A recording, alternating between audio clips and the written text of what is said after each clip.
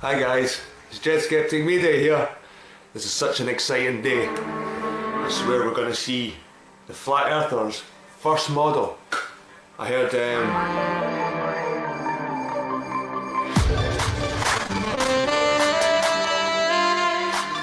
Flat Earth British talking about it on a hangout with Doomweaver, this is going to be history in the making. I can't wait. This is so exciting. Globebusters have their first map, working map.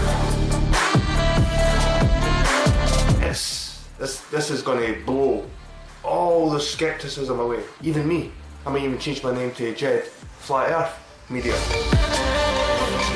My heart's beating here. I can't wait. Let's go, guys. Let's watch this. Oh, you heard that right. Join Awake Souls, Jason Laufenberg, and Ronnie Harris of Event Skeptic. I can't wait. This is so exciting. Globebusters have their first map, working map. It's...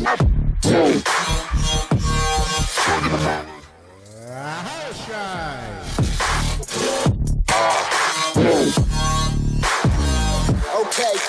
The Flat Earth, working map, and model, macro to micro.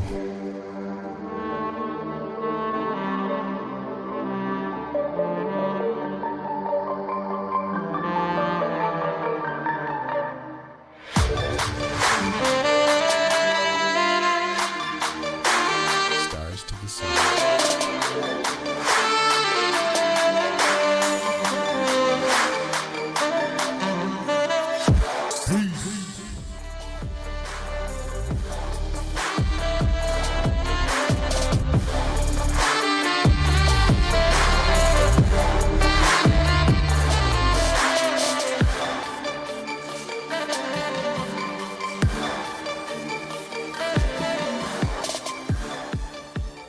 Will always be lined up where the north is. Oh man, I just feel like I ate some manna.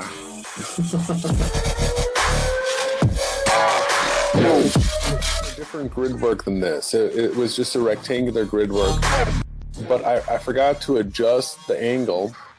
Timeanddate.com. It's 63 degrees.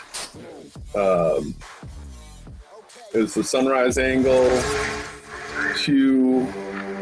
Was it 87 is the sunset, and Tonight, live at 8 p.m. Central. Only on Beyond Flat Earth.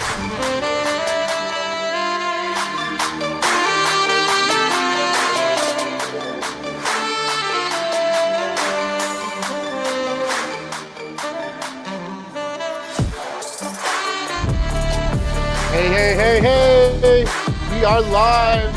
What is going on, everybody? Thank you all for coming. We're joined tonight by a super special guest, Flat Earth Math. His name's Charles, and of course, introducing my co-host with the most, Awake Souls. Take it over. hello everyone, and hello Charles, and thank you for joining us. This is going to be fun tonight. So please, Charles, take some time to introduce yourself and why you are in this discussion right now, please. Thank you very much, Ronnie and Jason, for the kind invitation. My name is Charles Breeling, also known as Flat Earth Math. I actually got started in the Flat Earth debate about 10 years ago. It was March of 2008. It was before it really hit YouTube. So my participation was on message boards. And the thing is, I feel very strongly that people should learn the truth, so the truth of the shape of the earth, the truth of whatever. And I also believe that people should be allowed to believe whatever they want to believe, but it seems that there's a lot of acrimony, a lot of bad feelings, bad energy, and actually on both sides. I mean, I tune into some Globe channels and it's just all this cursing and calling people idiots. And so it's like, I don't think that's acceptable on either side, but so I just want to try to be, a respectful voice in the debate. You can believe what I say and you can take my advice or not, but I don't want to, be a disrespectful member. And so civil conversation is very, very valuable. And the thing is, I know that you guys are flat earthers and I'm a globe earther. And so hopefully we will have a civil conversation. Maybe neither of us is going to change each other's minds, but hopefully people in the audience will, take something away from our conversation. So that's what I'm looking forward to. That's our goal too. Thank you, Ronnie. Yeah, well, what I was going to say was it's been about a year and a half, maybe longer, since I had Charles on. Me and Charles had a great conversation. We talked about the stars. We talked about this was before I met you, Jason, or just around the same time. So a lot has changed since that point. I ended up making a flat Earth perspective video where I show the CN Tower as depicted as a pylon. And I express how the further away from the pylon you get, the less you're going to see of it from the bottom up, and the closer you approach the CN Tower, you're going to see it from the top down. And this is on a flat Earth. This is the perspective, the way that I teach it. I know there's a bunch of other guys running around with some wrong maths and wrong perspectives, but that has stayed the same. The map has been completely changed. I guess my questions to you back then were like, what do you find the curvature? Could be a great question for the audience. Was that for me as far as curvature goes? Yeah. Okay. So the word curvature has multiple meanings, and the one of the things that I find very, very important is to define terms. And so if there is a phrase that's 5 words long, and you can kind of shorthand the phrase with just one word, like people say, "Oh, I got a microwave in my kitchen," and it's like, you don't have a microwave in your kitchen. You have a microwave oven, but no one says microwave oven. They say microwave. Everyone knows what that means. But the word curvature can mean different things. The word curvature can mean the effects of curvature. Like I'm looking across and I see the CN Tower, like you just mentioned, cut off halfway from, I guess, what is it, Olcott, New York or somewhere. That might be the effect of curvature. The other definition of curvature, the other meaning, the informal meaning of curvature might be seeing a curve, seeing a curved horizon. And that's, people are always saying, "Oh, I looked at the horizon's flat." Of course, the horizon looks flat. But if you get up high enough, 120,000 feet, the high altitude balloons, you can see the curved horizon. So the word curvature, we have to kind of unpack what that means. Is it the effects of curvature here on the ground, or is it seeing a curved horizon at high altitude? And I think the evidence is there for both. Okay. Well, how about you just, I don't want this to be like tit for tat and we're fighting with each other. Could you take a little time and explain who you are and really how you got into this? Because I understand that you debated Jaron and Globebusters and people like this. They've shouted you out before. Yeah. And I'm blocked from I'm blocked from Globebusters channel. Okay. Not Jaronism. Yeah, but I just want to know who you are and how you got into this. I want to hear your backstory a little bit, please. Yeah. Well, if you go back to 2008, there was and the thing is, I don't follow the Huffington Post, but I think I was following a number of political things, and politically, I'm conservative. But one of the things that conservatives in the United States have to contend with is the fact that the media is liberal. So, I'm always following up sources on both sides of the political spectrum. And so I think I was following a link that took me to the Huffington Post.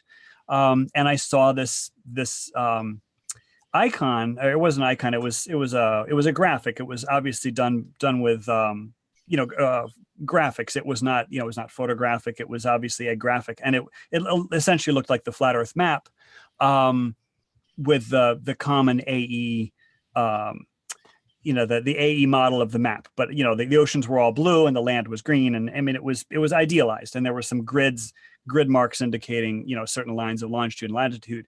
And but the context was that the sun and moon were doing circles around one circle. Circles around the North Pole. Yeah. Right. And then the thing is, like, there are still people who believe, or no, the headline was something like the flat Earth society is sharing their map, or something like that. And I'm like, well, that's interesting. Because every time I'd heard of the flat Earth, it's the thing where it's like the waterfall, the endless waterfall off the edge of the Earth, from the legends and stuff. Oh yeah, the Earth is flat, and like the water's just continually flowing over this big waterfall. You see the ship tilting over the edge, and ship, it's ready to fall into oblivion. Right. The what is that? Kansas, Point of No Return. That album, right? So I followed the link, and because I was kind of curious. I'd never really thought about the Earth as being a circle with like an ice wall, or with like Antarctica circling it. So I followed the link, and then I just got interested, and I ended up joining a message board and debating flat earthers. And it was a lot of fun. And one of the things that was so fun about it was that it was all about concepts, and it was none of it was about people.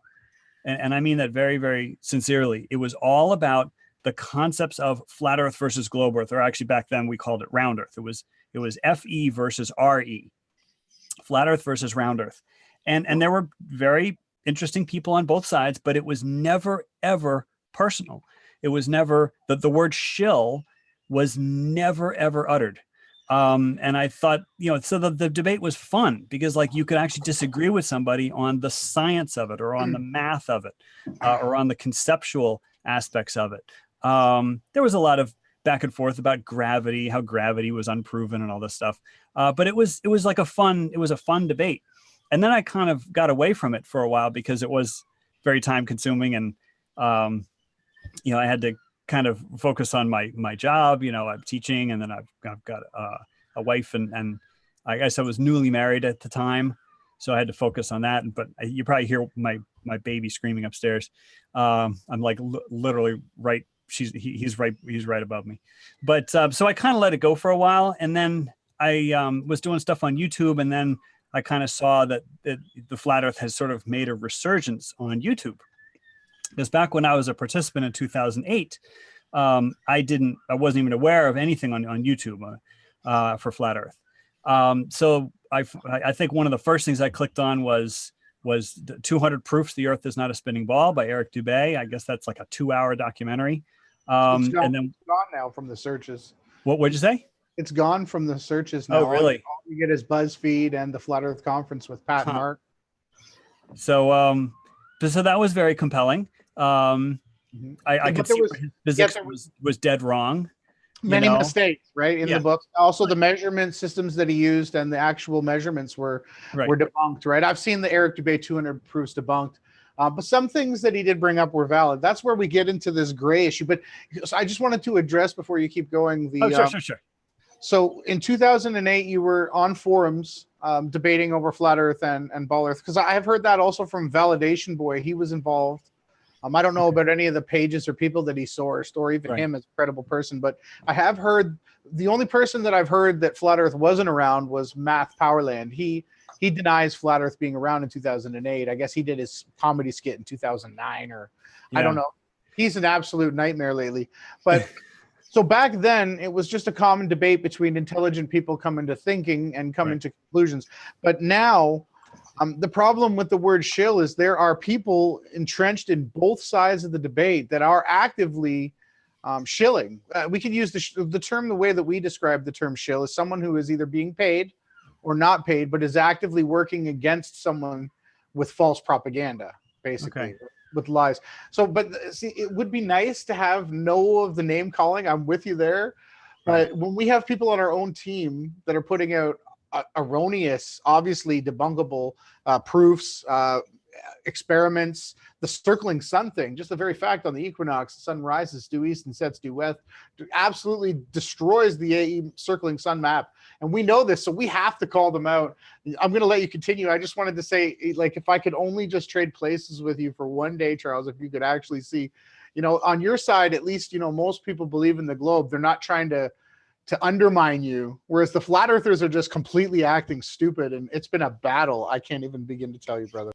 And the one thing I'd like to add is that as you go forward here, if you could just think about, contemplate what you think the most damning evidence of the AE map and model is, and if you could share that with us.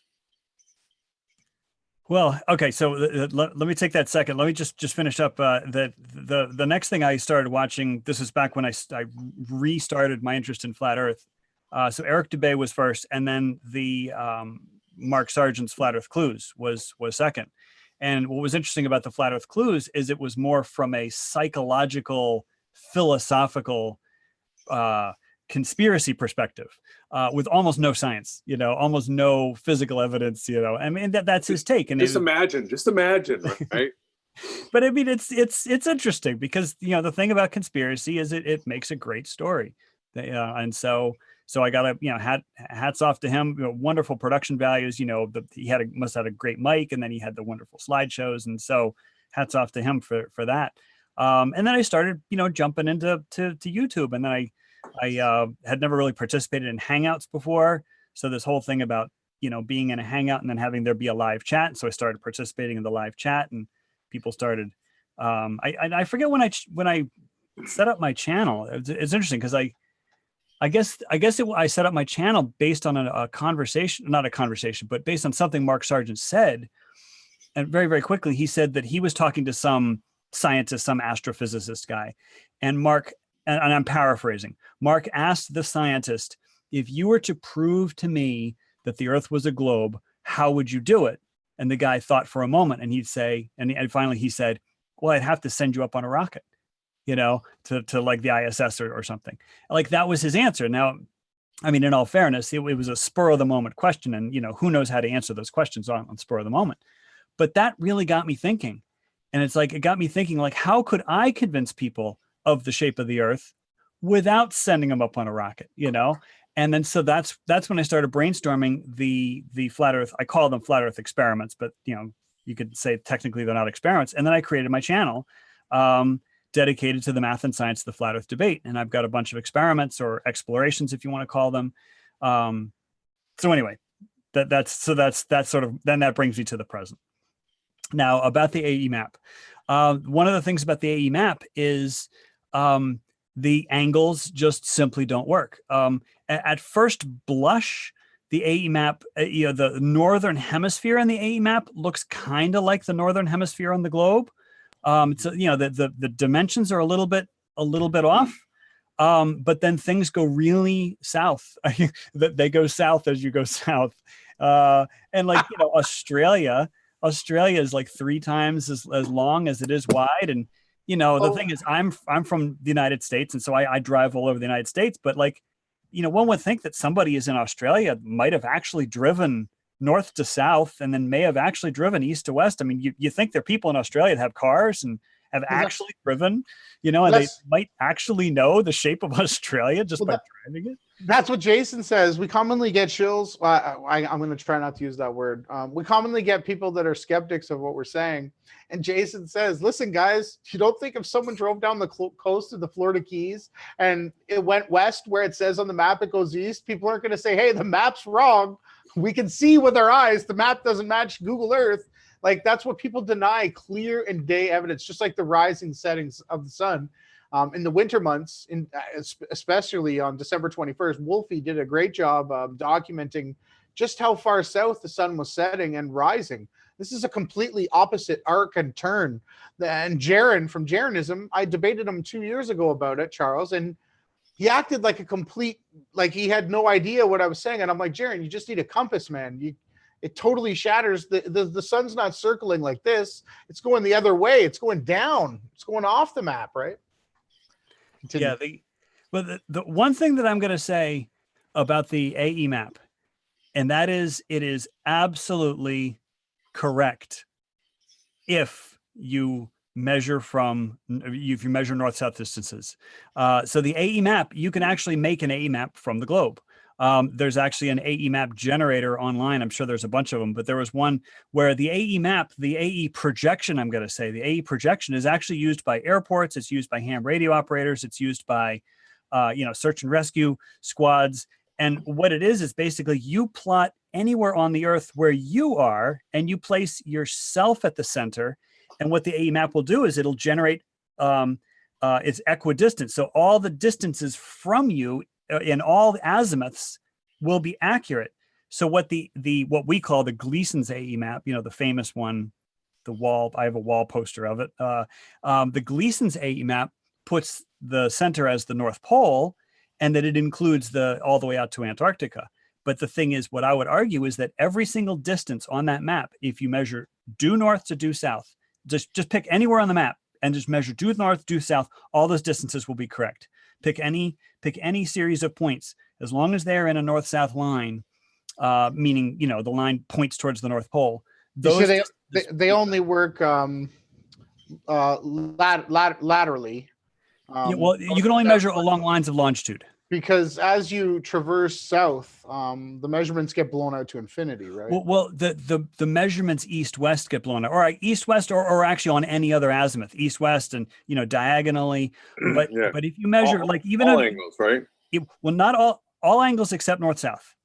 Okay. North-south, even if we see that Australia is really distorted, but if you picked 2 points in Australia that one was due north of the other point and measured it and then used an actual ruler, that distance would be accurate. So would you agree that we could use the AE map as a clock? You can sort of, because the sun, if you project the globe onto an AE map, yes, the sun then looks like it's doing a circle around the North Pole, and the sun will do one turn in 24 hours. So one solar day. You could use it as a clock, but things like the physics of it get really problematic. Yeah. Would you assert that we would ever be able to navigate by an AE map? No, absolutely not. Okay, absolutely good. not. Where the AE map is fine. What's really interesting, when I started searching for a poster, I wanted to buy the Gleason's poster. And I think maybe I didn't know it was called Gleason's. I just knew it was called, AE or, azimuthal equidistant. So I went to Amazon and I typed in, poster or equidistant azimuthal poster or something like that. And what was really, really funny was there are posters where the center is various cities around the world, and it's because the AE is a projection. The Gleason's sticks North Pole in the center. But you could pick any point to be the center. So there was an AE map where it shows Paris in the center. There's an AE map that shows Rio de Janeiro in the center. And then the whole rest of the world is sort of, distorted out. But everything near Rio de Janeiro looks perfect. But the thing is, you can measure the distances to Rio de Janeiro. I don't know if I'm making any sense. But you could do this with any type of map projection or model. Yes, absolutely. It doesn't validate the map nor discredit it. But we do know that the dome over top of an AE map with a circling sun, that it doesn't work. And you've been out here trying to teach people this very same. And really trying to teach people to make careful observations. And one of the things that really is refreshing about the two of you is that, and I was watching, one of your shows from a couple nights ago, and I shared this in an email to you, that you guys seem to have figured out that there are patterns to the motions of the sun, and there's patterns to the motion of the stars. And if you pay attention, you can actually learn a lot. If you're in Australia, the sun sets headed south. It's what on earth is that? How could the sun be headed south? And then the whole thing about the North Celestial Pole and the South Celestial Pole. Most flat earthers deny the existence of a South Celestial Pole. I want to ask you something. I want to stop you right there. I want to hold you up. This is a common thing that I have with flat earthers. Maybe you could give me some advice on how to deal with them. Everybody at home, me and Jason do believe that we can prove the earth is flat. Charles is on the ball earth. That's fine. We're not going to fight over it. But the fact is that there is a southern celestial star rotation. It goes clockwise, and there's multiple different constellations that you can pinpoint. And the most noticeable is the Southern Crux, which is a cross in the sky that rises to the bottom left of Sigma Octantis. And you can measure off the bottom of the cross the exact same way that Ursa Major, which I call the Big Dipper, you count down to the bottom of the Big Dipper and you can measure to the North Pole. I can do this in a matter of seconds. How do I go about telling people the Southern Star Trails are real? What would you say is the best way? Well, unfortunately, one of the things that I've come to realize in the flat earth debate is you can't tell a flat earther anything. It's like you have to show it to them. You have to get them to discover it for themselves. And most flat earthers are in the Northern Hemisphere. I mean, most of the world's population is in the Northern Hemisphere. And so there's tons of videos, even videos made by flat earthers that show like, star trails, or it's a video where it's either a time lapse or it's a guy who, took a picture. I think I saw one guy, he took a picture where you could clearly see the Southern Cross.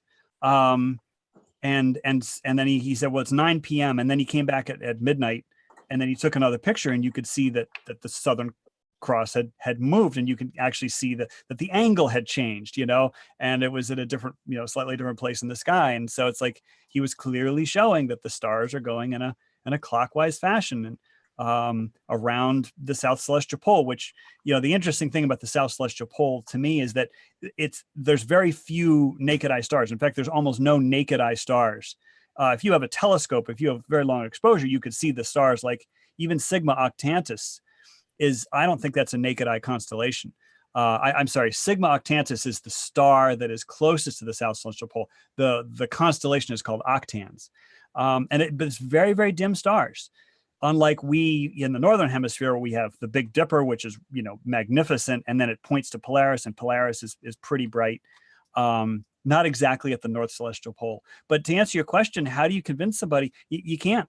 You absolutely can't. You can try to point them in the direction of the evidence, but if they don't live in the Southern Hemisphere, they can always just say it's fake, or that they're running the video backwards, What about 2018? Don't we have, even though the majority of the population, like you said, is in the Northern Hemisphere, don't we have millions of people in the Southern Hemisphere that can confirm this for us?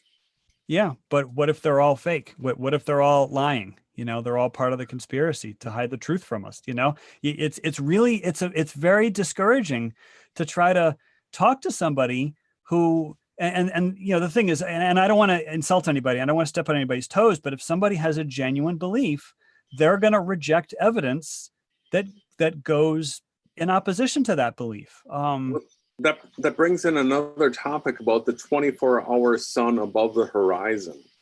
Mm-hmm. I'm guessing as a global believer, you are going to insist that there is a 24-hour sun above the horizon that millions, if not billions of people, we don't know the true numbers in this world, should be able to go into the Arctic Circle and witness a sun that never sets for, I think the globe model promotes something around the neighborhood of 50 days that it never sets in the north or never sets in the south. Is that true? Yeah. Well, it's actually even worse than that. If you're actually standing on the North Pole, technically, and this is technically, there's only one day. There's only one day on the North Pole, meaning one rise set. Right. If you're standing on the North Pole, in one calendar year, in 365 days, the sun will rise once and it will set once. Yes, I thought the sun is tracing us. It traces the horizon. So I'm making it seem more exaggerated because the sun is never going to go up. If you're standing on the North Pole, the sun is only going to go in this horizontal band, and it's going to very slowly creep upwards, and then it's going to very slowly creep downwards. But technically, one day on the North Pole is 180 days long. Now the South Pole is a little more problematic because there's a lot of mountains, so the sun will keep peeking in and out behind the mountains. Below the Charles. Yes. I just want to stop you right now. The people on our channel are very sensitive to like the 666 sign, okay, and things like that. So I'm very careful to not use those things and put, any sort of satanic emblems on me or anything like that. So just be careful with your hand gestures so that people don't construe that you might be a Freemason. Yeah, right? At least you have to go like this. You have to make it complete, or like this. Chopping motion works, because people really get going with that.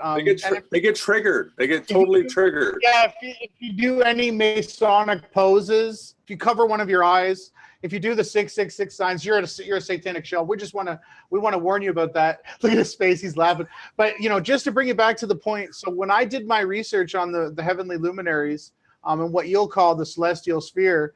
I came to the conclusion that that there is different ways to project the sky and the earth. The two-dimensional plane that we live on, that we believe in, has to be a stereographic projection of both the celestial charts and the earthly plane.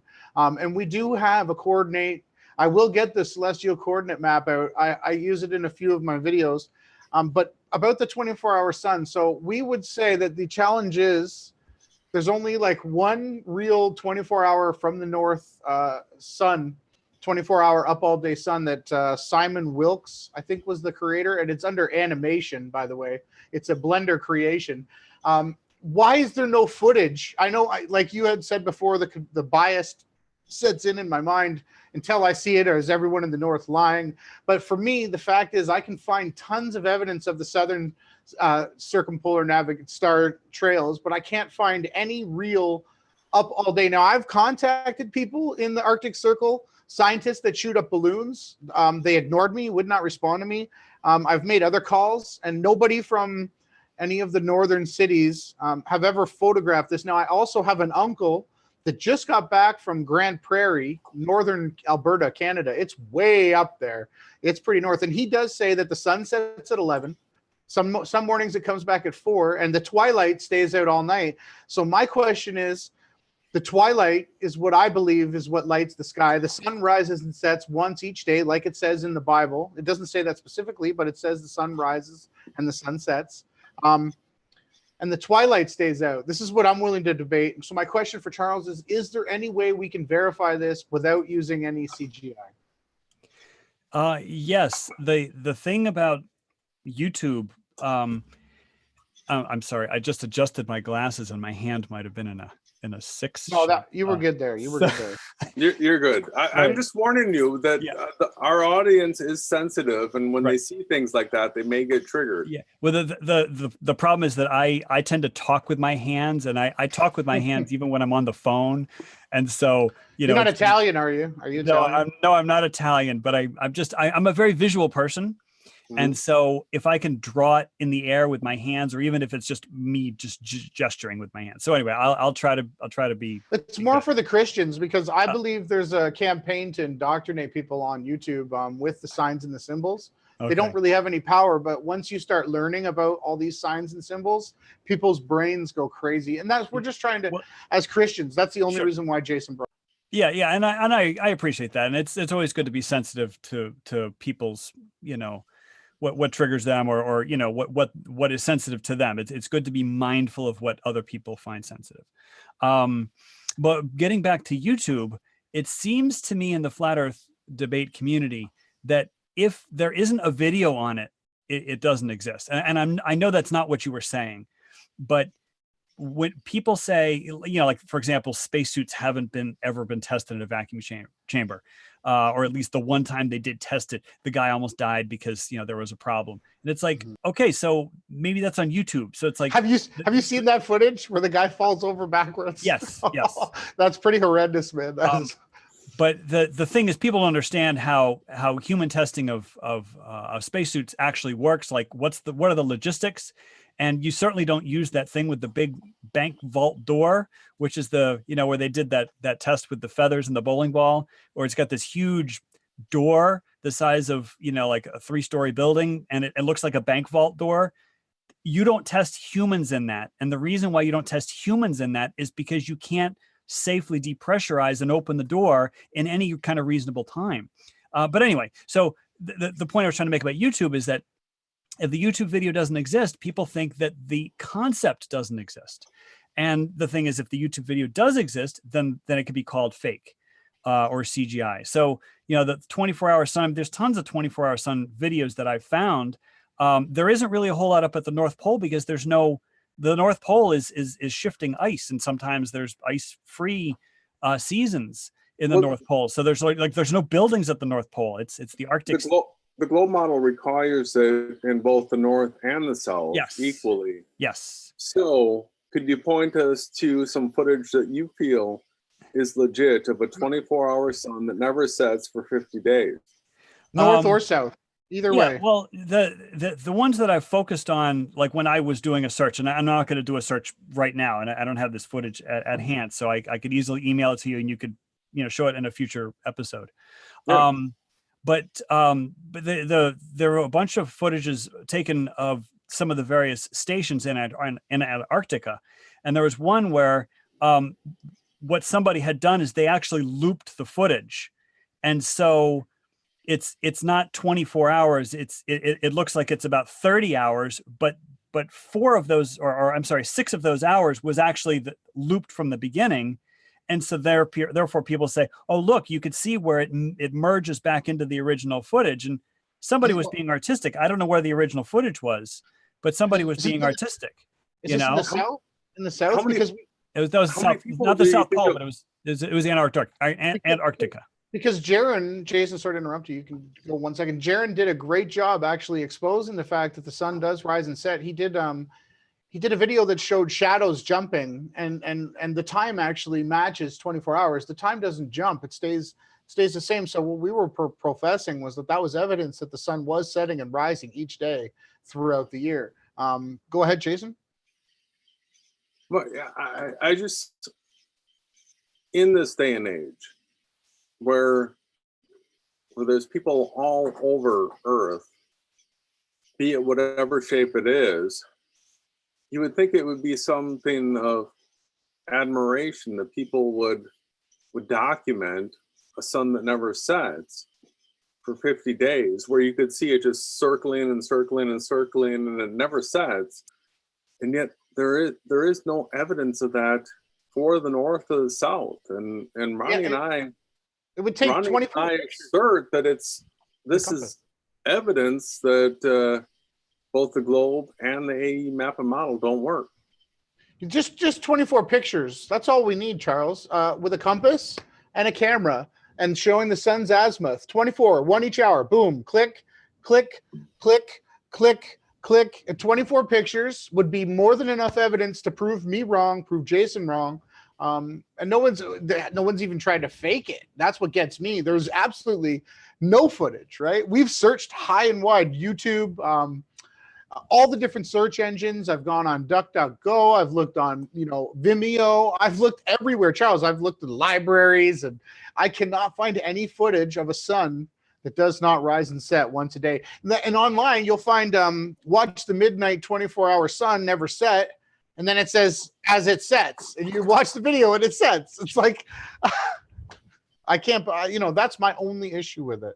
It burns us up. Like, you would think that there would be evidence for it, right? Oh, sorry, I was on mute. Yeah, the thing is, I've done similar searches, and I've found, a bunch of videos that some of them were of shadows, where you could see the shadow kind of tracing a circle, around, and jumping. And then well, if you look at for the edited one, the thing is, anybody could do anything they want with footage, And so the video that I saw, the shadows were not jumping. Now, the thing, you have to think about the logistics of if you wanted to film a 24-hour, like just the 24-hour of shadow going around in a circle, you have to have perfect weather. You have to have no clouds for 24 hours. And it's like in Antarctica, they've got some pretty crazy weather. I mean, no, I've heard they have the lowest amount of dust and dirt in the air. So the least amount of clouds, I've heard. No. The lowest amount of dust and dirt. Yes, it's extremely clean air. But some of the storms they have are, it's something straight out of a science fiction movie. But the sky... But that's not 365 days a year, is it? No. But what I'm saying is you have to think about the logistics. And so if you want to have shadows that trace a perfect circle without any kind of, what you call jumping, sometimes what is the shadow disappears. Like the footage that I saw, there were times where the shadow disappeared. Every one I've ever seen from the south. But so that's one tact, is to have a footage where it's, aiming at buildings or aiming at a flagpole or something on the ground. But the other one is when you aim at the sun, you have to have a tracking camera. And so the one example I saw of that was, I think Jaron tried to do a takedown of it, and he's like, oh, look at this in the credits. It's like, thanks to Ball Watch, like, what's Ball Watch? As if it's like Globe Watch, what's Ball Watch? So it was part of the conspiracy. And so I looked it up, and it's like, they were the people who made the watch that was in the video. The company's name is Ball, and they make watches. They make very expensive watches, with the minute and the second hand, or the minute and the hour hand. And probably so diamond crusted, right? Yeah, but I don't know if you know the video I'm talking about, but basically it's the sun is center frame, at least left to right. Okay, you can see the sun go up and down in sort of a sine wave curve, because the video was not shot at the South Pole. It was shot at one of the Antarctic stations. So the sun is up for 24 hours, and that you can see the sun rising in the sky and dropping in the sky, but the sun never goes below the horizon. So is the sky blue? Does the sky stay blue, or is there twilight colors? There's no twilight colors, because but the sky is like, blue or white. I mean, there's clouds. So like, when it's kind of a cloudy day, the sky isn't necessarily blue, but there's no twilight. There's absolutely no twilight. Twilight is definitely when the sun's below the horizon. Really? Not when it's getting, because I have multiple different evidences that I go to for my research that show that there is always the twilight colors wherever we are. And there was, Captain Cook, I know, and a lot of people, I don't really like their evidence. Robotham as well, who I don't really like all of his evidence either. But they both said that they admitted seeing in the northern and the southern region beautiful twilight colors, to the point where they were in tears in some of the books. And I just had wondered why all the faked footage had no twilight. Yeah, well, the thing is, you're not going to get twilight unless the sun's below the horizon. Now the thing is, it all depends on the season. So it's like, you could be pretty far north and then have the sun still set. In Barrow, Alaska, I can watch a 24-hour cam, and it shows amazing, beautiful sunsets in the summer region, where the sun is only supposedly circling. The Arctic Circle. What is it? It's a 40-minute drive from Barrow, or where was the other footage we have from Dawson Creek? So we've actually gone and seen this. So how would the sunset be working in Barrow and then not 40 kilometers north of there? It just disappears? Or you're going to say maybe it's beyond the curve? Maybe. Well, what I would suggest is that you make sure you compare apples to apples. So oftentimes people take a look at one footage and they're like, oh, see this, and then they take a look at some other footage and they're like, oh, see, it shows something else entirely. And it's like, yeah, but it was a different camera, it was a different focal length of the lens.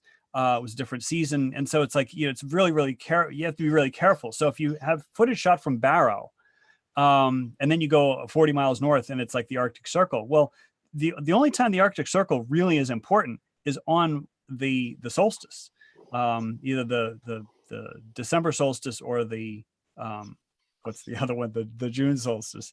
But any point from the Arctic Circle inward to the North Pole would have a never setting sun for, what is it? Is it 50 days? How many days is it for the globe? But if you go like one step inside the Arctic Circle, you may get one day where the sun never sets, No, inside the Arctic Circle, it shouldn't set for 50 days. Nope. Or 55 for the. I don't think so, unless they're taking into account the fact that the sun has a half a degree diameter, and so we call sunrise and sunset when the top of the sun clears the horizon, versus the center of the sun. And so maybe the Arctic Circle is the place where the center of the sun is tracing that path. Does that make sense? That's interesting. Go ahead, Jay. We could right now pull up a YouTube like a YouTube search as to how many days it's supposed to be up. I know when Ronnie and I were searching this, we came across something like a Fox, 666, and I don't know, it's probably some channel like 66 or something in Alaska that was covering the never setting sun. He was like the meteorologist, that was promoting the idea that the sun never went below the horizon for some 50 or 55 days. Is that true?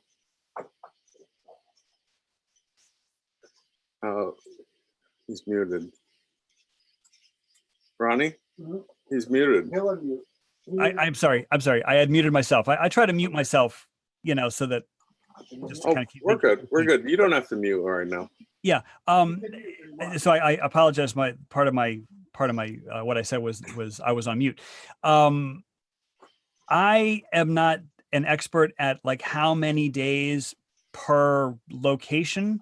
But what I can say is that the definition of the Arctic Circle, it is like 23.5 degrees away from the North Pole. So it's sort of a geometrically perfect number, matching the Earth's tilt. Okay. Now the thing is whether the sun is rising or setting, or whether it's, a 24-hour sun or not, depends on where the sun is, like where the top of the sun is compared to the horizon. And so it could be that maybe there are places that are, like a couple miles south of the Arctic Circle that experience 24 hours of sun. This is not an area that I'm really, an expert at. What I want to say is I just posted something in the side chat in what's this technology called? Zoom. So in the side chat, I posted a link to a YouTube video, and this is the one that was covered by Jaron, and it's from a documentary called Antarctica: A Year on Ice by Anthony Powell. And you're not going to reference something that Jaron promoted, are you? Well, I think the problem with this one, he tried to debunk it. Is what David Weiss debunked it, because the peak of the, here I can show you guys. There's actually a peak that shows that has no snow on it, and then at the end of the video, when it does its 24 hours, it's got snow again. So you can see, can you guys see? I think David Weiss probably engineered this, or there was another guy, friend of Yahawah. Do you guys know him? No. I've heard of him. So if you guys put your attention to this peak here, there's no snow on it. And then when we go all the way to the end, when we come around, I believe it's now a snow cap, right? But that's not the same peak. We've gone past it. Is it that peak? Nope. No, that's got a pole in front of it. Maybe this is different footage. Must be. Yeah, maybe. I think they've clipped the video. Now, the thing is, anybody is welcome to go see. Apparently, the Anthony his video. I'm sorry, it's his documentary, Anthony Powell's documentary, Antarctica: A Year on Ice. It's a commercial documentary, so it's not streaming free on YouTube. But one of the things that the guy, I think the guy was standing in front of the camera, and he's like, okay, he has a verbal introduction, and then that mountain does not have snow on it. But then when the time lapse starts, the time lapse is not recorded the same day. The time lapse shows the mountain with snow on it, but the camera location is completely different. Obviously, it's a different season, Yeah, and the camera jumping is a bit. But no, the camera doesn't jump at all on this one. And so that's one. And the one that I was thinking of was the one that was sponsored by Ball Watch, where they actually have a watch in the frame. Let me see if I can find it. Yeah, that was the other one. Yeah, I remember that one too. Yeah. But so the thing is, it appears as though we're spending a whole lot of time in our conversation talking about Antarctica. There's like we can talk about whatever. What would you like to talk about? You've brought up our points, and you've brought up yours. Like I said, that was a great discourse. Where would you like to go? Well, really, the thing is, and the thing I want to attract your attention to the celestial sphere, because that seems to be an area where you have done some study, and the celestial sphere tells you everything about the shape of the Earth. And the reason why it does is that every point on Earth has a band of stars that passes directly overhead. So, for example, I'm at 40 degrees north latitude. I'm very near Philadelphia. Well, and I forget what the names. It's right ascension declination, but basically the celestial sphere is a map of all the constellations. every constellation has constellations to the left, to the right, above it, and below it. And so you can map these constellations out, and it maps a sphere. Doesn't map a dome, and it doesn't map a flat plane. So you can map the celestial sphere. I mean, like, you could take very, very careful photographs of all the constellations and just map them out, and you'll get a sphere. Okay. But the thing is, the stars on that celestial sphere pass over different parts of the Earth. So for example, here near Philadelphia, if I had a telescope, which, I mean, I've got a cheap telescope, but if I could point it directly straight up, 90 degrees straight up, there will be stars that will pass in front of my telescope. Now, if I look up into one of these star catalogs, because all the stars have names, and, some of them are in constellations and some of them are not, I will find that the stars that pass directly over my head will be at 40 degrees, 40 degrees north of the celestial equator. I forget what that's not right ascension. It's declination. I guess it's a positive 40 declination. Now you're in Texas, right? So Texas, yeah. I'm thinking your latitude is like 30 to 35. Jason, I mean, Texas is a huge state. I think 30. You should pull up the website that we use, Jason. Well, it's 30. Okay. Charles, Okay. Well, let's just say 30, right? So if you have a telescope in your backyard and you follow the stars as they go overhead, you will find the stars that go directly over your house to be the ones that have a 30 degree or a plus 30 declination. And you can look them up on the catalog. Yeah, you can subtract it from 90 and find your latitude, right? Well, no. That's if you were looking at the Polaris. I'm sorry. That's if you're looking at the celestial equator. That's right. If you point your camera south of you, if you're in the northern hemisphere, so you're in Texas, if you point your telescope towards the south and then elevate your telescope until you see the celestial equator, like, for example, if Orion goes overhead, the winter months, Orion goes overhead. If Orion is due south of you, I think it's the left hip. I think it's Mintaka. I think it's the left hip of Orion is actually on the celestial equator. And again, don't quote me. I'm just going by memory. But if you measure the angle of elevation, yes, that will be 90 degrees minus your latitude. Yeah. But the point I'm trying to make about the celestial sphere is that if the star that goes overhead at my house is different than the star that goes overhead at your house, and then the people in Australia, the stars that go overhead at their house, I mean, somebody is underneath the Southern Cross. Like there's a place in Australia where the Southern Cross is exactly 90 degrees overhead in some evening, of the year. Does this make sense? And so it's like if you've mapped out a celestial sphere, and then you find points on Earth that are directly beneath points on the celestial sphere, that indicates that the Earth is in fact a globe. I mean, that's not the best proof, but that's a piece of evidence, is what I'm trying to say. Wait, you do understand the map and model that Ronnie and I have been promoting for well over a year. What is it? It's a year and a half. Uses all the calculations of the globe model. Okay, it mimics all of them to a T, but it's done on a flat plane, right?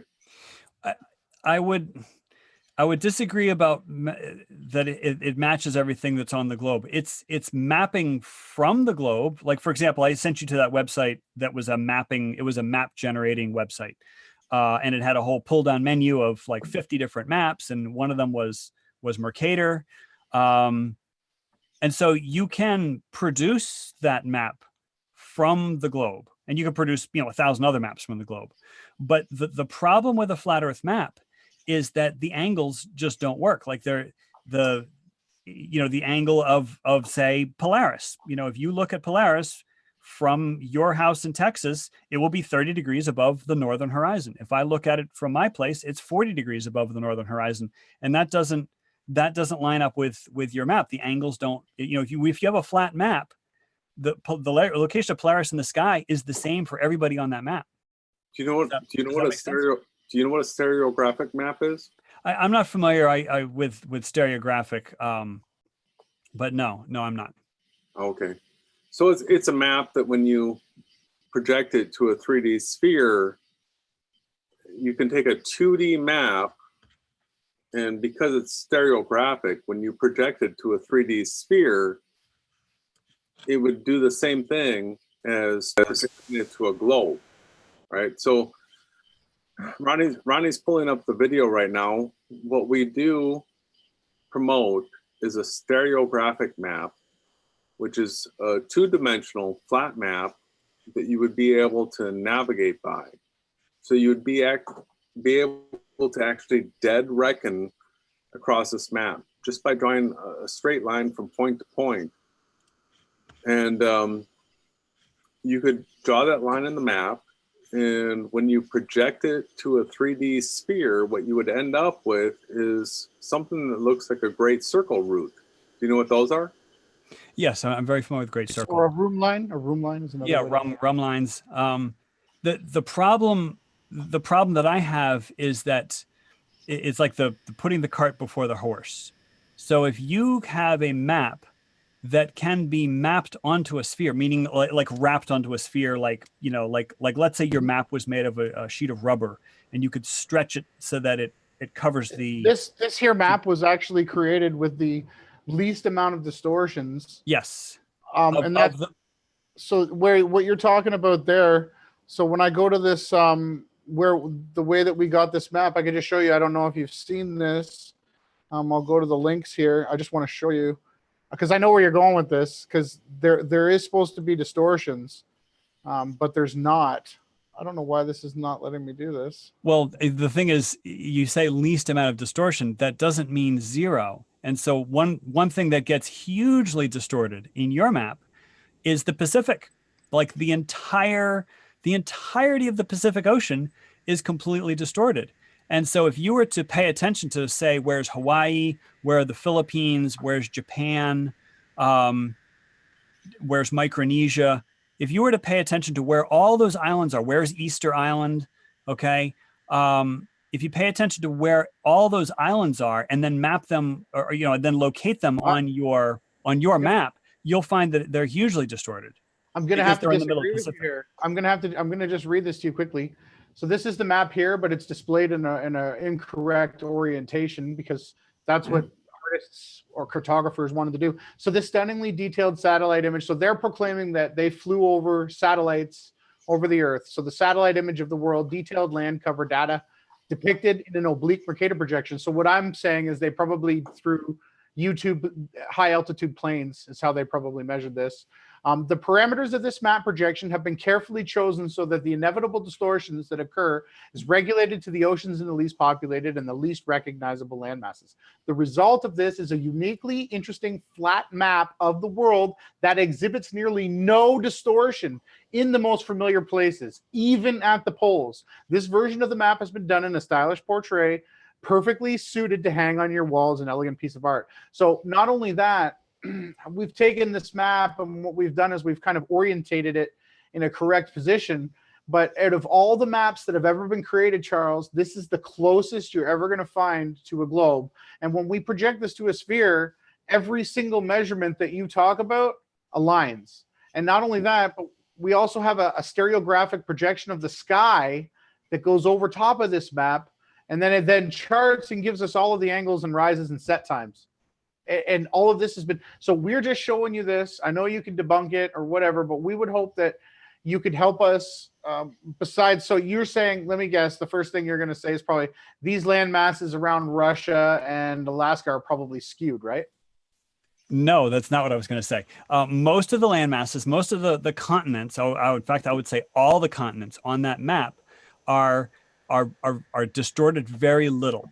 Now, the one thing, if you do take a look at South America and Africa, in the actual globe, which I believe is the true shape of the Earth, the South America and Africa fit together like two puzzle pieces. I mean, you could literally cut out. I mean, the thing is, you can't do it on paper because a paper is a paper map. But if you take a look at an actual globe, and you take a look at the coastline of Antarctica and the coastline of Africa, they fit together like two puzzle pieces. And this map clearly does not show that. But if you go to that caption, the caption that you were reading, it said it has the least amount of distortion where most of the population is or something, or it says where the least population is So in other words, if you live in Polynesia, there's 1,000 islands in Polynesia. I don't quote me on that. Well, then you're going to be actually on like 4 corners of that map, because Polynesia got split up. Because where's the Pacific Ocean on that map? The Pacific Ocean is actually, I think, on all 4 corners of that map. So the Pacific Ocean got thrown under the bus, to make that map. Does that make sense? Well, what I'm going to say is I'm going to just boldly say that this map was created in 1894, and I'm going to bet almost $1 million that if I had $1 million, they didn't have a proper projection of the globe until this oblique Mercator cylindrical conformal C.S. Pierce map was drawn in 1894. And I do believe this is the most accurate 2-dimensional flat representation of our Earth. And I would like any scientist, any cartographer, or anyone else on the face of this Earth to come out and debunk us on that. And this is what truly, if there is going to be a flat Earth, if the Bible is true and there's 4 corners and the Earth is fixed, the Earth is stationary, this is the only map that we can actually measure the sun's movements and the heavenly bodies moving across and around the face of this map. This is the only one, Charles, that we have found. And if you can come up, pretend maybe that you're not a ball earther and do a little bit of a skeptical, if you could find a better or more accurate map than this one, we would be so thankful to you. Well, here's the thing. And then just off the top of my head, take a look at Africa. And notice that the southern portion of Africa, South Africa, is hugely distorted. But then what happens when you go due south of Africa? We want to know that. We want to know. No, but I mean, you could actually rent a charter and you can go south of Africa and you could hit Antarctica. No, look, let's go back to the map. And where would you hit if you went due south from south? If you went due south of Africa, you will hit Antarctica in the real world. No, on that map, it's not. Then possible. Why is there no chart? Why is there no? Am I muted? Why is there no charters or tours from there, Charles? There's nothing from there. It happens to be that Africa, the southern tip of Africa, is further north than the southern tip of South America and the southern tip of say New Zealand, right? But so most of the charters that are going to be toward to Antarctica are going to leave from the places that are the closest. But that doesn't mean that you can't get there. Like if you literally went due south of Africa, you'd be able to get to Antarctica. Yeah, but if you do the research on how long the trips are from South Africa to Antarctica, these are 10 and 11-hour trips that are completely incongruent with Australia and South America, like in the globe model. No, not with the globe. If you actually hold a globe in your hand, not that map, but if you actually hold a globe in your hand and then you find, what's the flight time from this point to that point, and then you stretch a piece of string to simulate the Great Circle route, you're going to find it to be completely lining up. So, but here's a question for you about this map, because I totally. Go ahead. Yeah, I just wanted to say to you, so do you see these 3 lines here? Yeah, those are the tropics and the equator. That's correct. So what orientation or shape would you think this would take when I project it to a sphere? Well, no, if you projected that onto a sphere, you're going to get the globe Earth that I believe in. Yes. This is the map. Yes. Yes. But every Yes. Woo! We got it. We got it. Yeah. Awesome. You guys are funny.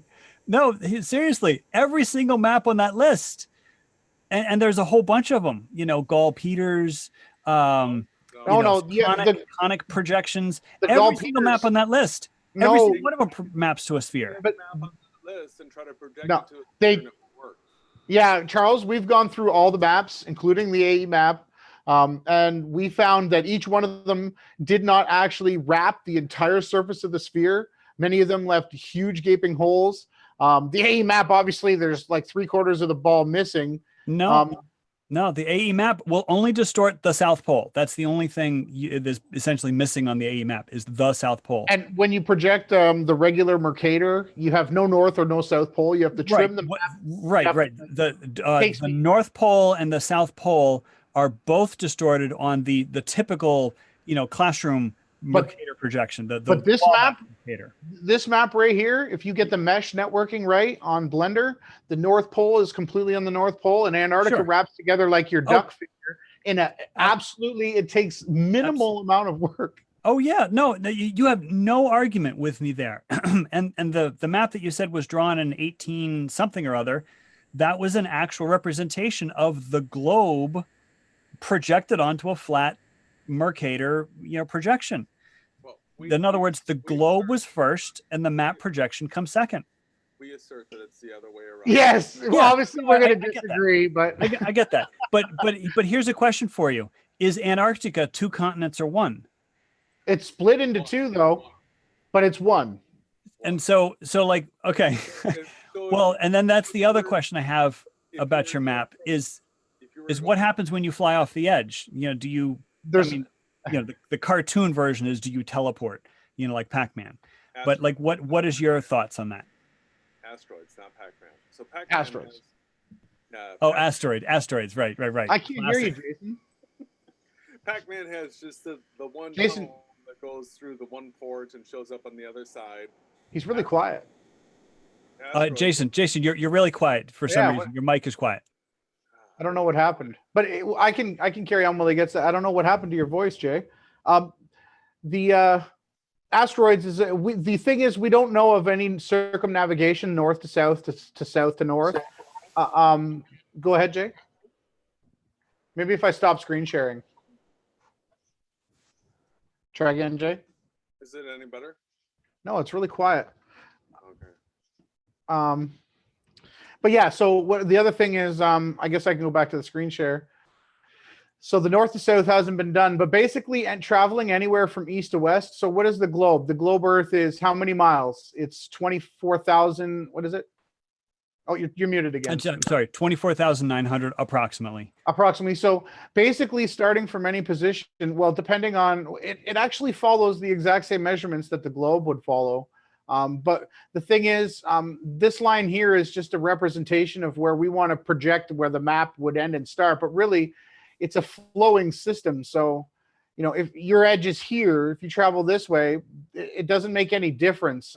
You're still going to have the exact same results. We've never left Earth and gone into space, in my opinion. But we can travel east, west. I would like to know about the north to south. That's the only question I have. But there's no jumping anything. This is just the way that it works in reality. I'm sorry, I muted myself again. So here's a question for you. So we have astronomers, or actually we have flat Earth people in all the continents. I'm most familiar with. There's a couple in Australia and there's a couple in South Africa. I think Cosmic Surfer is in South Africa, if I'm not mistaken. So if he looks due south of his location in South Africa, he will see the South Celestial Pole above his horizon. So you were disagreeing with me that you'd get to Antarctica, okay? At 180 degrees, right? But hopefully, is that what you're saying? 180 degrees south? Well, no. What I'm saying is he's standing in South Africa, and the azimuth, 180 degrees south. Yes. Okay. So what I'm saying, south. If you look at these lines here on the map, yes, they look kind of funny shaped. Yes. But these are your actual. So this would be all the calculations. This would take you due south. So as you can see on this map here, what it does is it relegates having a magnetic north, a celestial north, because it's always pointing back to this spot here, right? When you follow these lines. Yeah, but where those two poles, the North Pole and the South Pole on this projection, are not actually where the magnetic poles are. I get what you're saying, how there's these you're curved saying lines. You're saying no. See, the curved lines actually relegates that issue. Well, anywhere along this chart, when you use your compass reading, you're going to be heading to the north when you follow these lines. Oh yeah, when you follow those lines, but in reality, those lines are actually straight. So that's one of the problems. Yeah, and in reality, the water that we see amongst our Earth is actually flat. No, right? It looks flat. No, but it's measurably. That was good. I got you there, right? No, you didn't get me. It looks flat. In reality, we have to have a secondary map that tells us where our compasses are off to readjust our headings because of the magnetic maps, right? Declination, right? The magnetic declination, which is very strong in the southern hemisphere. So But we could go into the maps actually, or the stars. I could get a video up of the oh stars. yeah, but the thing that I want to emphasize with your map is that if you follow those black lines that essentially look like lines of longitude, you know, the ones Correct. that are the ones Correct. that intersect the South Pole and they intersect the North Pole. Correct. Each one of those lines, like, you know, just zoom into some country in South America, zoom into some part of South Africa, zoom into some portion of Australia, and look at that quote unquote north-south pointing line, and they're going to be at 3 different angles on that flat map. Whereas, in other words, they're going to be South America is pointing off to the lower left. The one in Africa is pointing almost straight down. The one in Australia is pointing to the lower right. But yet they're all supposed to be looking at the same south celestial pole. But the maps that we use today, in conjunction with a magnetic declination map, do the exact same thing, correct? No, they don't. And the thing is, you can throw the compass out the window. You can, for example, you can find where, like in Texas, you could find where truth south is because it's when the sun is highest in the sky. And so if you throw the compass out, I mean, the compass is a measurement of magnetic force, and it doesn't line up with the north and south pole exactly. You could throw the magnetic compass out the window and then still figure out where north and south is by, you know, looking at rising and setting stars, rising and setting there. You know, because those are the apparent positions of the rising and setting of the sun and the stars. Well, So apparent. I get apparent, but here's the question for you. We're kidding. There is no parent. We don't do a parent. We don't preach that. We Okay. where we see the sun and the moon and the stars are where they are. Okay, well, bless you. You were pulling my leg for a moment there. Yes, I didn't want you to get going there. I had to. Okay. So I'll dial that back down. But let me take it to when you're done. I do want to take it to here. So, and I'll show you a representation of a macro view of the stars. Okay. So, all right. So just give me like 30 more seconds. So, in fact, you can leave that map right up on the screen. One of the tools that people use with astronomy today is those green laser pointers, which are like, you know, it's like 1,000 milliwatts. In other words, 1 watt. But you could actually be standing and you could point to a star, and the beam shows up, and then so the person who's standing next to you is actually looking at the same star. So like you could actually point to stars because the green laser pointer is so powerful. Take a look at a guy who's in South America. He's pointing south. Well, south of South America is Antarctica. And then take a look at a guy in Australia. He's pointing south with his laser pointer. Well, he's pointing to above Antarctica. And they're two divergent, like neither of them is pointing to the south celestial pole in your model. No, follow the lines of longitude, and you'll see that they are. The lines of longitude, which are curved on that map. Absolutely. You got no argument with me there. But the thing is, if you follow the line of longitude back down south from Africa, and it disappears off the map. That's the edge of the map. You can't go south of Africa. So the line disappears. It reappears over there where your mouse is. But that's a little bit of a problem. We're working with a map that we didn't produce this map. We didn't arrange the continents. We didn't design the latitude and longitude. We did none of that. All we did was discover it and reorient it is all that we did to it. So we don't know for sure whether or not this is a true square or a true rectangle. We've been asking people to join in and help us figure that out. But we do know that a stereographic map does wrap to a sphere and mimic what we've been told by science. Okay, so we know that much. The orientation to it, we are open to correction where it's needed for sure. But our research has shown us that we're on a flat plane, and what I always want to, like anybody that believes that we're on a globe, all I want to do is have them tell me where I can go measure for the curvature and I'll do so, right? Because I know how to use lasers. I know how to use leveling transits. I know how to use GPS stations, all that kind of stuff. So just tell me where you want me to go measure for curvature, whatever your best example is, and I'll go there and I'll measure it.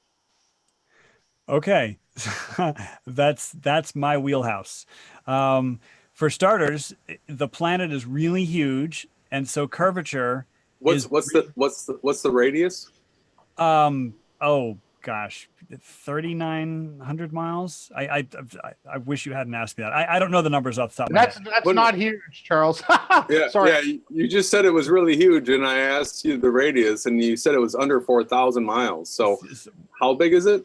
Well, the thing is the Earth curvature. If you put whatever the radius of the Earth is, and I should have that memorized, but I don't because I'm not really one of these big regurgitators. But it's under 4,000, right? Well, the circumference is approximately 24,900. Let's start there. If the circumference of the Earth is 24,900, radius R is the important value. Yeah, but you could derive establish that, right? Right. I got a. But the thing is, I don't have these numbers memorized. Okay, a lot of people accuse me of being a regurgitator, and I like my thing is get outside and like measure the angle to the sun on the equinox and things like that. But one of the things I was going to say. Can we agree that it's under 4,000? It's not more than 4,000 in R, right? It's whatever it says in Wikipedia. Okay, I said, I don't have these. I don't have the numbers memorized. Okay, we can move on. The point that I'm trying to make. You asked me about finding curvature. The point that I'm trying to make is that human beings are extremely small compared to the size of the Earth. In fact, if you were to fly, if you were to have a plane that could fly continuously, like maybe aerial refueling, 500 miles an hour, if you were to fly around the globe, it would take you 50 hours at 500 miles an hour. That is extremely in which direction? Okay, it doesn't matter. Any it direction. Doesn't matter. Oh, okay. Any direction. As long as you are going around, not with the spin. Against the spin is the same time that it would be. So it wouldn't be 52 days. The spin of the Earth doesn't matter for air travel. But because the atmosphere is glued down, right? It's with magic Velcro. Right. That was good. There you go. But your question was about curvature. Your question was, where do you find curvature? Are you familiar with Jesse Kozlowski, his channel? See, now the issue with that, I am. My issue with Jesse Kozlowski is that he's taking into account that the way that they shoot. See, Jason would be better to answer this question, but the angle, the way that they were shooting, and they weren't taking perspective into account with their measurements. They were not. They were just measuring. They weren't taking anything into account. They were just measuring. And that's my problem. Okay. The thing is, I don't know if you were talking about his stuff that he did with Soundly, but before he hooked up with Soundly, he has a lot of videos, or I think he might have taken some of the early ones down, where he literally was able to find curvature in like a 10-mile stretch of highway. And then I think he took it down to like a 3-mile stretch. And then finally it was like 1 mile he was able to measure Earth curvature. And it was very, imprecise. The error was pretty high, but he was able to measure that the Earth was in fact curved in literally 1 mile. And more recently, he shot a leveling transit, like you said, Jason, across a lake. It was like a very still pond of water that was almost exactly 1 mile wide. So he set up his tripod like right at the shore, like right at the water, so that the tripod legs were actually in the water. And so he was able to, I guess, put one of those surveying posts or something. I don't know what's it called, a surveying rod. The ones with the markers on it. So you could see from story pole. Okay, he set one of those up next to his transit, and he shot across the lake. And then he did the same thing at the other side. With an identical pole. So he had a pole at both ends, and he shot the transit from one side to the other. And he found that level. First off, he put the surveying instrument, like, I don't know, 36 inches off the water or something. It was an exact measure of inches above the water. And what he found was level on the other side was 8 inches higher, meaning the water had dropped 8 inches.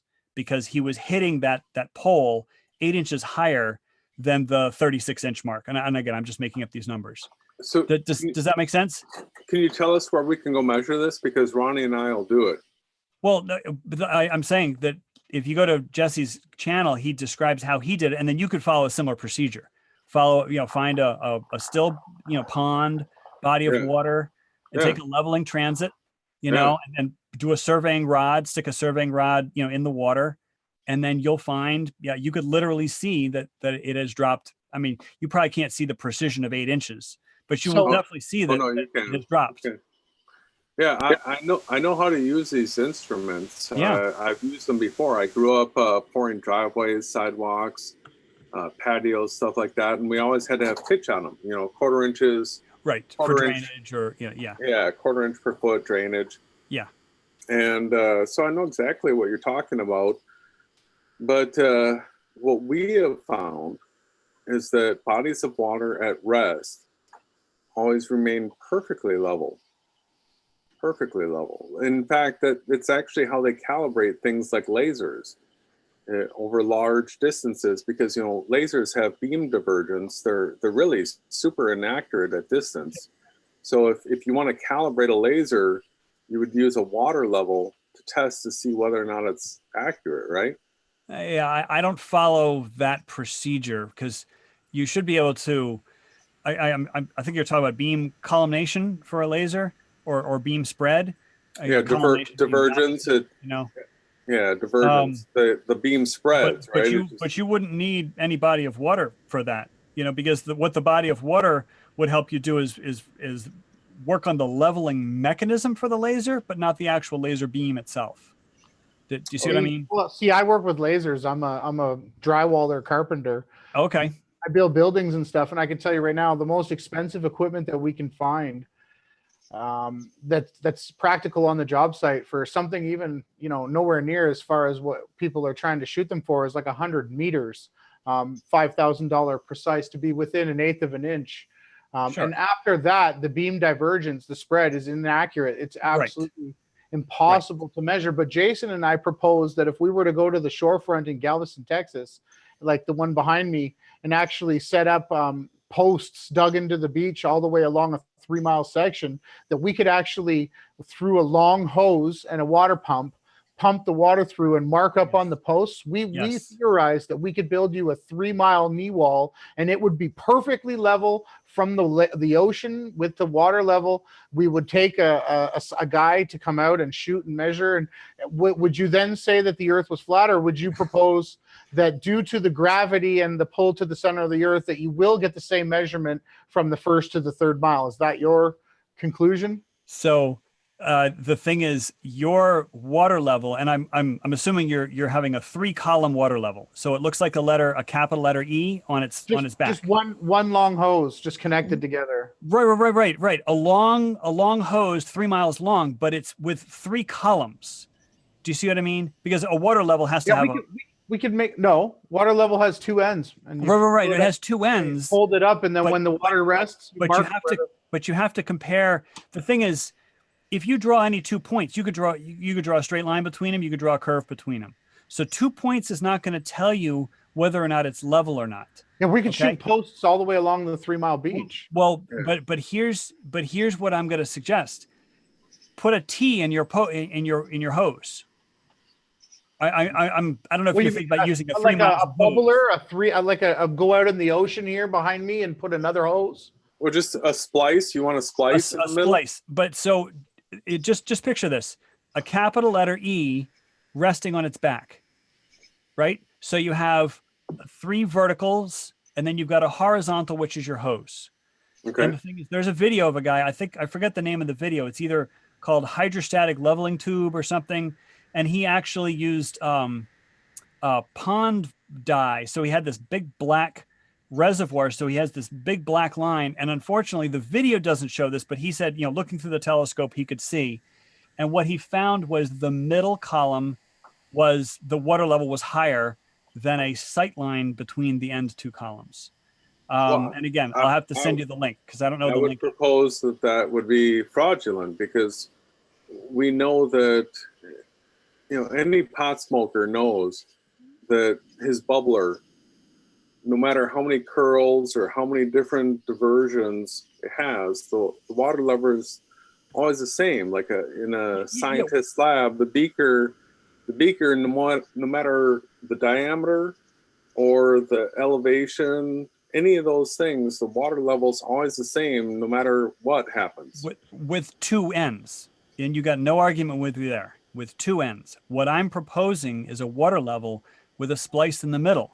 So you have three columns. Okay, so you have a water level with three columns. You have the end of the hose, the other end of the hose, and then you have a hose in the middle, and all three of those should be at the same level, right? Well, you agreed that two ends is always level, so that's what we're doing. Right. Two ends are always level, but if you like point a telescope from one end to the other, you're not going to see anything, because any 2 points, you can connect the line between any 2 points. So if I give you 2 points and I say, this is proving that the Earth is flat, it's like, well, you could draw a straight line between 2 points. There's no argument there. I see what you're saying. But if you have a point in the middle, it's a moot point, basically. If we run the test and it's level, it's a moot point, because you could make a circle with a bunch of small straight points. Right, but if you do this, and like I said, this fellow, I think he had agricultural, irrigation tubing or something. I mean, he had like 3 kilometers of hose. All right, and so what he did is he had 3 vertical columns. It was a water level with a splice in the middle. And then he said it took, they had to pump the thing, they had to charge it full of water, and then they had to wait for like 2 hours while the water levels, not calibrated, while what are they called? Stabilized. Equilibrium. Right? And then he shot a telescope from one end to the other, and the one in the middle was higher. It appeared to be higher, and that showed the curvature of the Earth. Well, we know that a telescope isn't going to give us an accurate reading at 3 miles, right? Well, no, what I'm saying is the telescope was centered at the water level at the near end, aimed at the one at the far end, and the one at the middle was higher. This is very similar to the Alfred Wallace experiment at the old Bedford Canal. We'll test it. We'll take it into account, but we're just going to dig 3 posts probably. And yeah, well, the thing is, now the body of water behind you, I don't know what the tides are there, but if you were able to take 3 posts and put them in a row, and you don't have to do it with like 50, you only need 3. Yeah, okay? Mark the tide. That's a smart idea. No, not mark the tide, but like, go out when like low tide or high tide is where the tide changes the least, right? And maybe if you have a buddy and all 3 of you run out at the same time, and then stick your post in stick it in the water, and then, put a marker that's exactly, 6 feet above the water, like, use some lumber or something. But the point that I'm trying to make is that if you have 3 posts and they are a good distance apart, I would not do anything less than a couple miles. With the Alfred Wallace, it was a 6 mile from start to end. It was 3 miles to the middle, 3 miles to the far end. And there was a banner, and then there was a target. But if you do it with that body of water, you could do it with 3 posts and have like a big circle or something. But have it exactly above the water, the same distance above the water, and then run a telescope or a P900 or something from the near end to the far end, and you will see the middle post will be higher. You will see the middle post will be higher. But so I bring into the conversation perspective. And I was showing an image of it. I'll bring it back up. It was a pylon. I don't know if you noticed that when it was up on the screen, Charles. Yeah. So what we'll do when we run the experiment is we'll have the most accurate leveling transit possible, and we'll bring in the surveyors blind. We won't tell them what we're doing. We'll just pay them to take a level point and bring us a level point 3 miles away. And we want to work within their tolerances. So how many ever waypoints they need to set in between in order to maintain a tolerance of, let's say, a millimeter. Okay. Yeah. We'll have them set that amount of waypoints, and we'll have them set their line, and then we'll pull the water level up to it and see if it's true or not. So we don't need to sway the surveyor one way or the other. just project this perfect level for 3 miles. And we don't want to bring in any accounting for curvature or anything, just true level, what a spirit level would tell us. Right, right. Yeah, well, that sounds like an interesting experiment. The thing that sometimes people fall down with is the experimental design, the actual parameters of the test. Because what I've found is that so many times somebody will have a test and then they'll torpedo their own test because they're either taking something, they're either assuming something or they're taking something for granted. Like the guys who have a spirit level on an airplane and then they fly from New York to Los Angeles and they look at the spirit level and they're surprised when they land in Los Angeles that level is still level in Los Angeles. It's like, yes, that's how they build buildings in Los Angeles, is with a spirit level. And, you can carry one on an airplane. We believe that the Masonic and Jesuits or whoever it is has put up false tests and evidence. Sure. But that was a fake, that was a false assumption. The assumption was that if the earth were a globe, the spirit level will change because we're in two different cities, Well, a gyroscope should. Apart, a gyroscope should. But the problem with that is when the gyroscope runs out of energy, it tends to tilt. And therefore, if you have one that can perpetually run, which I think a few flat earthers have tried, but it's still up for debate. But really, we could switch the conversation just quickly to perspective. And then I think Jason wanted to ask you some questions about irrational things with pi. Jason, this is just really quick. I see a person standing at position 1, Charles. Yes. Yeah, so I'm familiar with this concept. I think this is where we had our conversation a long time ago. I'm very familiar with this concept and how this sort of explains. But you agree this is a moot point, whether flat or ball. This is how it is observed. Well, what I would agree is that if the Earth were flat, this diagram perfectly explains why things disappear bottom first. Thank you. And okay, perfectly explains it. I rest my case. If the Earth were flat, yes. Boo! God bless you. I'm just giving away the store here. God bless you for being honest, Charles. Now, here's what I would say. If you could put that diagram back up. Oh, you want me to? You just said it was right, so. I just said it was right.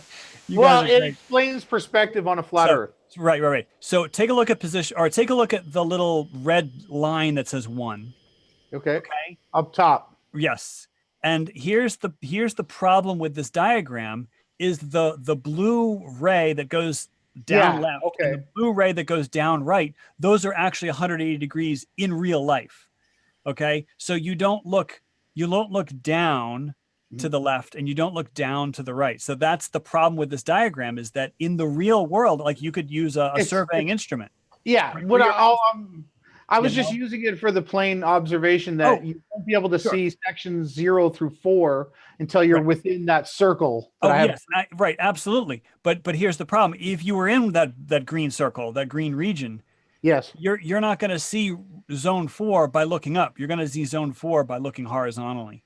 You're right in front of you, right? But there's no curvature, and this does explain how boats sail over the horizon. And this is an actual image of the CN Tower where I'm from. Okay. Perfectly explaining. You're from the CN Tower? Toronto. And what's funny, my name is Ron, and it's actually in the word Toronto too. Can you believe that? Wow. So you are from the CN Tower. That's awesome. Yeah, man. And it is the most absolutely perfect flat Earth, buildings being missing proof. It absolutely explains why 6 floors of the TD building right there is missing, because you are outside of the circle of view or sight that floor and observation above the ground is. This is how I believe the flat Earth is, and I believe we're at a moot point where you can come at me with star evidence, but we can show you this evidence. And I believe, if anything, we're at a moot point, and if we can't find that water could bend, or that we're going to have to concede that the Earth is flat and the Bible is true. Oh, I believe the Bible is true. There's no argument there. It's just a question of how literally you take every single story. My classic is on the Sermon on the Mount. So Charles, I take every word like it was absolutely spoken out of the mouth of God. Well, but hear me out, because I think you might appreciate this example. Jesus said, and I'm paraphrasing, take the beam out of your own eye before you criticize the splinter, in your neighbor's eye. And did he really think that there was somebody walking around with a 2x4 sticking out of his eye socket, or was he speaking metaphorically? It's a wonderful bit of wisdom. But were there people walking around with planks of wood sticking out of their face, criticizing a splinter, or was it a metaphorical? Do you see what I'm saying? I know what you're saying. I have a question for you. Oh, though. Sure. Just a simple question. What do you think the great deception is? If you found the creator through the Bible, which you said you have done, and the Bible speaks about the great deception that would happen in the end days, what do you think that great deception would be? That's a great question, and I really don't have an answer to it. I mean, I would love to answer it, but I don't have an answer. I do believe that when they say the end days, that those days may not be like close at hand. Like the end days might be at 1,000 years away, or 2,000 years away, or maybe it's 100 years away. Maybe it's a decade away. Well, they say that a day with God is 1,000 years on earth. So if he did everything in 6 days and rested on the seventh, Charles, we can actually document that it's been roughly 6,000 years. Yeah, well, I'm going to have to agree to disagree on that point. Yeah, so the age of the earth, I think there's a lot of evidence for things being a lot older. 4.5 billion years. But how old's the oldest tree? I know it. It's called Methuselah. I think the oldest tree that as far as on record that I've seen is like 2,000 years, if I'm not mistaken. Yeah, it dates back to the chronological time that the flood would have taken place. Right. But that's a tree. We're talking about like mountains. Like, if you go to the Grand Canyon and you count the layers. Another great one. The fact that all the sediment layers on all the mountains on Earth have a distributed deliverance of seashells and clams. Yes. Even to the top of the peak of Mount Everest, proving that it was once covered by water. Or proving that it was formerly below water, And it rose. Right. So isn't that amazing? But the thing is that I've studied geology at the university level, and plate tectonics is a fascinating, There's a good one. Subject. So could it be that the Earth is scripturally said to shake and move on its pillars? So the tectonic plates could actually be a magnetic type of an action that free energy is covered, and those pillars could be the things that shake and move. So they're not actually tectonics. What we're really speaking of is the pillars of the Earth. I'm curious. You brought up your education. How many degrees and where do your degrees come from? Oh, so I have a Bachelor of Science from Penn State in science, and I have a Master's in Science from Drexel University. What university? Drexel. It's in Philadelphia. It's an engineering. It was primarily an engineering school in Philadelphia, but they've since expanded out. Gotcha. So, but degrees don't mean anything. Like I'd be the last person to claim that makes me an expert on anything. Like a doctor, they have to swear an oath, right? You didn't have to. Hopefully, the Hippocratic oath, yes. So that's the problem. But if you have, Charles, I'm sorry. That was good. If you have, you can just ask for forgiveness. But anyways, continue. Sorry. Oh no, I missed what you said there. Anyone who swore an oath. We all come to Christ and he forgives us all if we ask for forgiveness, right? Yes. That's the truth. Yes. No matter who you are, or what you've done, or anything like that. Yes. Yeah, I believe that. And I believe that it's a personal struggle. But we're not to swear. We're not to swear any oaths. That's not swear an oath. The thing is, you could play with the language, swearing versus swearing an oath, like I don't use profanity, so people call that swearing. But then if you put your hand and you say, I swear to tell the truth, then that's, That's serious, right? So yeah. It's binding, right? Yeah. I mean, the thing is within your own conscience, I mean, people lie all the time and they'll say, I swear to tell the truth. And then they'll lie. So, there's no. But if you work on it, really, go ahead, Jay. Yeah. Well, there is evidence that that oaths are binding from lifetime to lifetime. Actually, it's an interesting topic, but I mean, we've sort of covered a bunch of, Earth is flat, stuff like that. What about math? Go to the math. You can screen share. Jay. Okay. Do you want to talk about math at all? Oh, absolutely. And if you want to talk about pi and how pi is a rational number, absolutely. I got a great Amen. that I think you've probably never considered. But well, I would love to hear it, actually. yes. Mine is, well, actually, let me start with a question. I just want to hear your answer. How many numbers would you say are irrational? Well, there's an infinite number of irrational numbers. Woo! Thank you. Thank you. Would you say that there's more irrational numbers than rational numbers? Wow, that's a great question. The thing is, if the answer is infinity for both, you can't really say one's more than the other. Like if there is an infinite number of rational numbers and an infinite number of irrational numbers, can you say that one group that's infinitely large is bigger than the other group that's infinitely large? Do you see what I'm saying? It's almost like a philosophical question. It is philosophical. I mean, that's where we're going with this. I mean, I don't want to argue about 2 + 2 = 5 and stuff like that. I want to go into the philosophy of numbers. Okay. And so can you explain to the audience what it means to be irrational in terms that they would understand? The definition of being irrational is that you cannot write it as a fraction. You can't write it as a fraction as a whole number in the numerator and a whole number in the denominator. And that's really the simplest thing. So if I say 3/7, 3/7 is a rational number. Rational means ratio. So 3/7, it's a whole number, meaning I can count to 3 on my fingers. I can count to 7 on my fingers. Hopefully I can count to 14 on my fingers and toes, but you get the idea. Using a counting number, which goes to infinity, in the numerator, and a counting number in the denominator, that's a rational number. And anything that doesn't fit into that, that category is irrational. So would you say that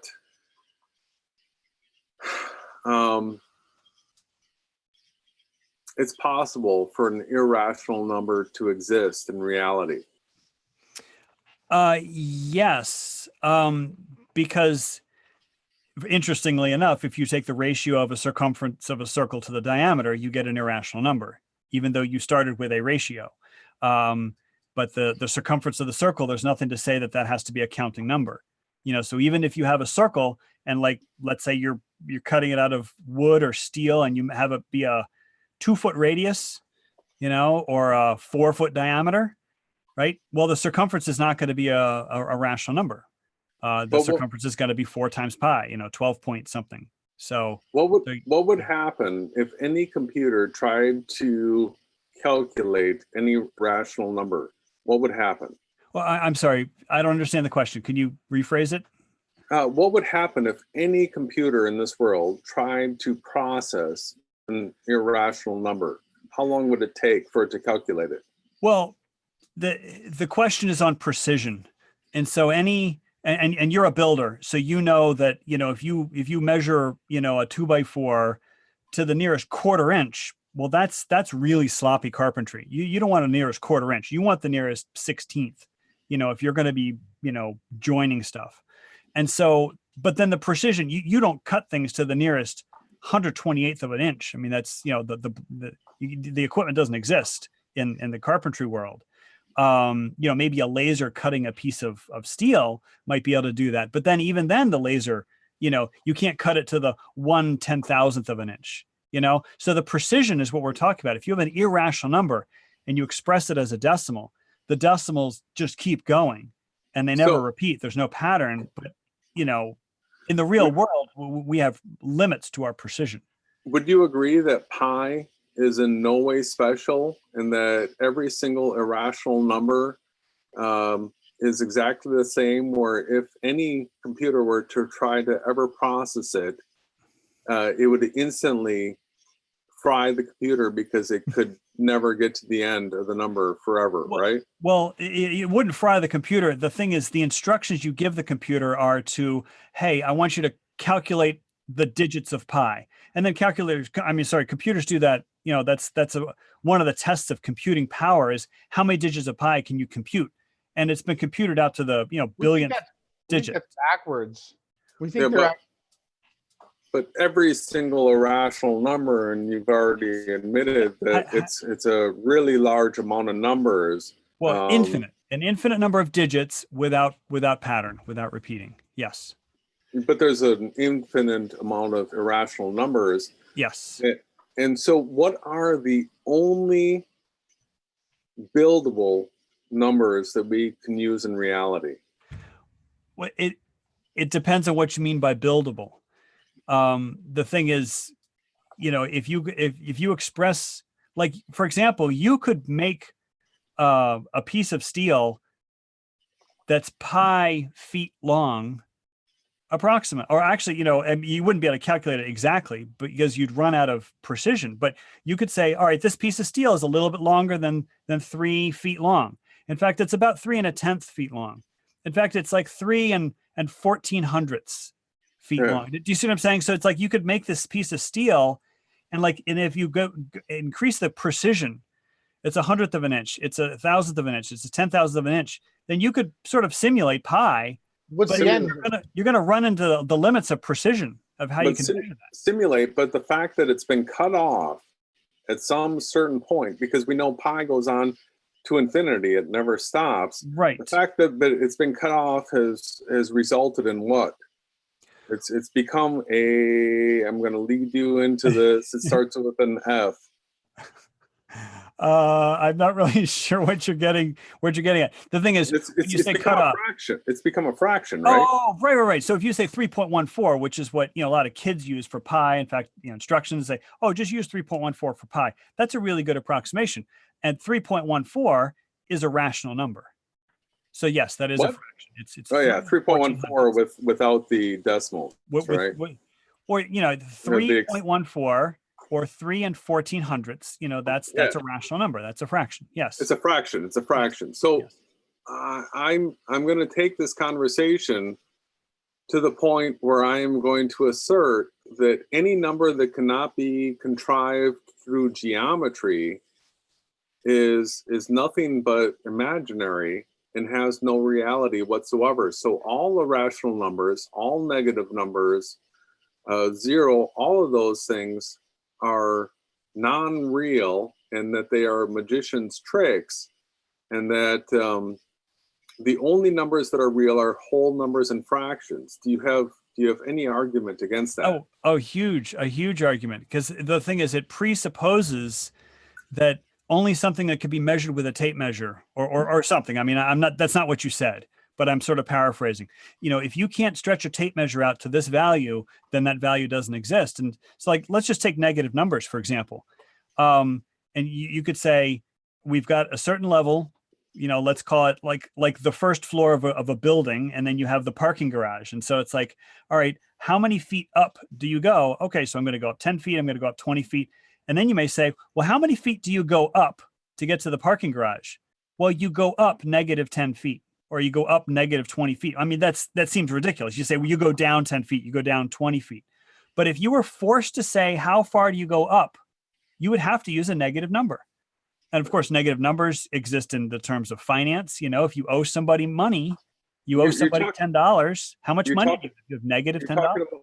You're talking about numbers in reference to a baseline. You're not talking about numbers to something that exists in reality, because I'm a carpenter. So sure. My example is if I'm going to build a house and I need 1,000 2x4s, I can add 2x4s, I can subtract 2x4s, but I can never have negative 2x4s. That would be bringing into account something that does not exist. So, I mean, this argument actually goes back to the arguments that were being had in ancient Greece. This was Democritus or whatever, the Democrats, versus I think it started with a P. And so this is an ancient argument about whether or not something that exists or doesn't exist can be counted as something as real. And Ronnie and I not going to back down for this argument that anything that does not exist, if you bring it into any formula, it's a logic error. Anything that's impossible, anything that does not exist, you result in a logic error. In fact, the older calculators, when you were to divide anything by 0, it would say right on the screen, error. I don't know if it still does that anymore. Yeah. But you can't divide something by something that does not exist. Well, no. You can't divide by 0. You could divide by every other number, but you can't divide by 0. I mean, you can even divide by an irrational number. Because it doesn't exist, right? Well, no. The thing is, no, I'm not going to say it doesn't exist. I'm going to say dividing by 0 doesn't exist. It's undefined, meaning the rules of mathematics has not defined the operation of dividing by 0. Well, That's see, you know what I found, Charles, and I'm not the best with math, but I found that when a mathematician sets up a giant, extremely competitive and difficult equation, the way that he seems to always figure it out or get through the equation seems to be by canceling and making things nothing. And for me, I've wondered, balanced equations that result in 0, right? Right. Like a cheat code, right? That's what I've noticed. Non-math. Yeah. Well, you used a very important word, and that was cancel. And I tell my students that cancel is not a mathematical operation. Cancel is simply a verbal shorthand that people who work with math, teachers, students, mathematicians, it's a verbal shorthand that we can use to communicate. So if you have, it's not real, it's metaphorical. Well, no. But it's like the operations are add, subtract, multiply, divide, take the square root, cube something. There's all sorts of mathematical operations. Yep. Cancel is not one of the mathematical operations. Cancel is what we call things. Like, for example, if you were to say, what's 1/2 times 2/5, right? 1/2 times 2/5. Well, you have a 2 in the bottom, 1/2, and you have a 2 in the top, 2/5. Well, those 2's cancel out. The answer is 1/5, right? The 2's cancel out. But there's no mathematical operation that says cancel. So what actually happened? You divided the numerator and the denominator by 2. Right? So that's the technical thing that happened. You divided the numerator by 2, you divided the denominator by 2. That is legal. And so what'd you do with your pen? Your pen, you canceled them out. You just drew a line through them. Okay. But yes, that happens in the movies. Like if you watch a mathematician movie, there's going to be canceling going on because it's very visual. Will you concede the point that that Pythagoras has nothing but a theorem that cannot be proven? No. I will absolutely not concede that point. The Pythagorean theorem has been proven. I think I saw a website where it was like 117 different proofs of the Pythagorean theorem, some of which were algebraic, some of which were geometric, where they literally just slid around pieces. They, cut them and slid them around. And then some of them actually use calculus and advanced math. There's a bunch of proofs of the Pythagorean theorem. Have you ever done the proof for the Pythagorean theorem with a square sides 1? We'll see. Yes. Absolutely. I propose a challenge that when Jason gets his YouTube channel back after the 21st, he's got more subscribers than me, that you and him and Jason's going to get the materials and the compass and the square. And we're going to do what we're about to discuss here. Let's do it live. I'll make a promo piece for it. We'll get it promoted. Let's really see if this is true. You guys continue the conversation. I'm sorry to interrupt. Yeah. Well, no, but here's the thing. It depends on the limits of the precision of what you're dealing with. I think, Jason, you had on your channel, it was like 2 years ago, where you cut pieces of angle iron in 2 foot, a 3 foot, and a 3 foot, a 4 foot, and a 5 foot piece of angle iron. Yeah. And then you lined them up. And I think you had, right, either you started with the right angle or you started with the triangle, but you found the ends to not match up by like a 1/16 of an inch. And you said, well, this disproves the Pythagorean theorem. And I would argue it shows that there's limits to precision of cutting and measuring steel. It does not disprove the theorem. Well, there are ways to disprove it. I'd be very interested to see it. Well, Jason, I was going to ask you, what about the discussion that we have about subtracting? Because I know as a builder, Charles, I use 3, 4, 5. Okay. I build buildings, and when I want to square walls, I measure 3, 4, 5, and I snap chalk lines through them, and I can enlarge that But Jason, what happens when I try to scale that down? Well, that's the thing. The question is the Pythagorean theorem, Charles, is it scalable? Can we Yes. scale that? Yes, and you can use any numbers. In fact, you can use 3 irrational numbers for the 3 sides of the triangle. You'll still get a right angle. So I just want you to try something out yourself. With the 3, 4, 5, I want to go 50% scale. So take each one of the sides down 50%. So 3 to 1.5, Sure. the 4 to 2, and the 5 to 2.5. Yes, and you could square them. Square them, and then tell me what happens. It works perfectly. No, it doesn't. I can show you this right now, and I know you'll understand this. I don't even need to break out the calculator except for the final calculation. You can pull it up. All right. I normally have a piece of paper in front of me, so let me just. So you have 3, 4, 5. Yeah. You have 1.5, 2, and then 2.5. So 1.5 squared is 3. No, 1.5 squared is not 3. 1.5 times 1.5. What you did is you multiplied by 2. We're squaring. 1.5 times 1.5 is what? 2.25? Right? I don't have I think it's 2.25. 2.25. And then 2 squared is 4 because 2 times 2 is 4. And then 2.5 times 2.5 is 6.25. Right? If you have 25 quarters, it's $6.25, right? That's one way of remembering that. If you have 25 quarters, $6.25. Does that make sense? So here you have 1.5 squared plus 2.5. I'm sorry, 1.5 squared plus 2 squared equals 2.5 squared because 2.25 plus 4 equals 6.25. So it's perfectly scalable.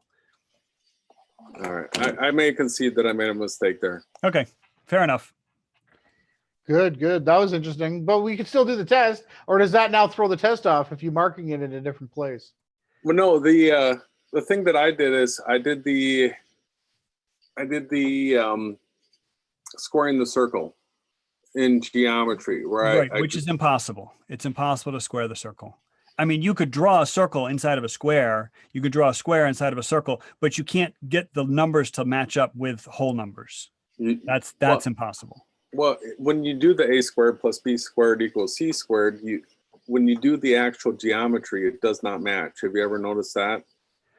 Well, no. The thing is, if you're talking about a square, like the diagonal of a square is an irrational number. If you have a whole number of the length of the square, I mean, you can call it 1 foot. If you have a 1 foot by 1 foot square, and then you measure the diagonal, it's going to be the square root of 2. Which is an irrational number. You cannot physically measure that on a tape measure. I mean, you can approximate it on a tape measure. But when you do the actual geometry. No, it works out perfectly. Yeah, you got to swing the arcs, right? Yeah, when you swing the arcs, when you draw the square based on geometry, when you figure out everything by geometry, that's what Soundly, he created a video saying I was a liar, and all he did was take a clip where I reset my compass on my scale because I was being super accurate. I didn't want anyone to say, "Oh no, you didn't have it just right." I reset it, and he was saying that I was being inaccurate, but it wasn't. It was off. You don't get the result that you expect through the calculator, through the decimal system. Well, I'd be okay. Now you got to be careful. If you say with the decimal system will approximate if you're dealing with something that has like an irrational number. The decimal system gives you an approximation. It's observably off. We're not talking about hair whisk. Well, okay. So one of the things I remember from, again, this is a video you did 2 years ago where you were using either SketchUp or you were using a geometer's tool. You were using some digital tool that allowed you to draw circles and stuff.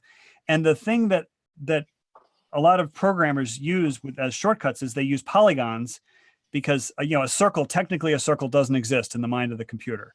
Every time we see a circle, it's actually a polygon with a really large number of sides. And so this program, I noticed that when you zoomed in, it was visibly polygonal. Yeah. It was like a 20-sided polygon. I mean, you would draw in a circle. You can see the straight lines created. You could see the straight lines. And this is, like I said, this is a video you did 2 years ago. So I don't know if you remember what I'm talking about, but you were talking about how, I remember. you know, like you were like, well, look, it doesn't line up. And I was yelling at my computer screen. It's like, of course it doesn't line up. It's a polygon. It's not a circle, you know, because the programmers who wrote that program, they just used a polygon to approximate it. And so therefore the pixels didn't, you know, they weren't perfectly matched. But when measuring stuff with the AE map to debunk the rise and sets of the stars and the sun and the moon, it definitely works still, the polygonal circle where the equator and the tropics would be, right, when we measure. Well, no, I wouldn't say a polygonal circle. No, just use a regular circle. And the AE map, you know, works fine as a clock. You know, it works fine as if you want to measure north-south distances. Doesn't work to measure, you know, angles of anything. Yeah. Okay, we got that. But yeah, but about the math, so that's interesting. So I don't know if you guys came to a conclusion on that, but well, one of the things I was going to tell you about pi is that the reason why it's 3.14159277 something is because we have a base 10. I'm going to do this isn't a Masonic symbol. We have 10 fingers. We have 10 fingers. And so that's why we have a base 10 number system. There's nothing that says that we have to have a base 10 number system. But we don't have 10 digits, do we?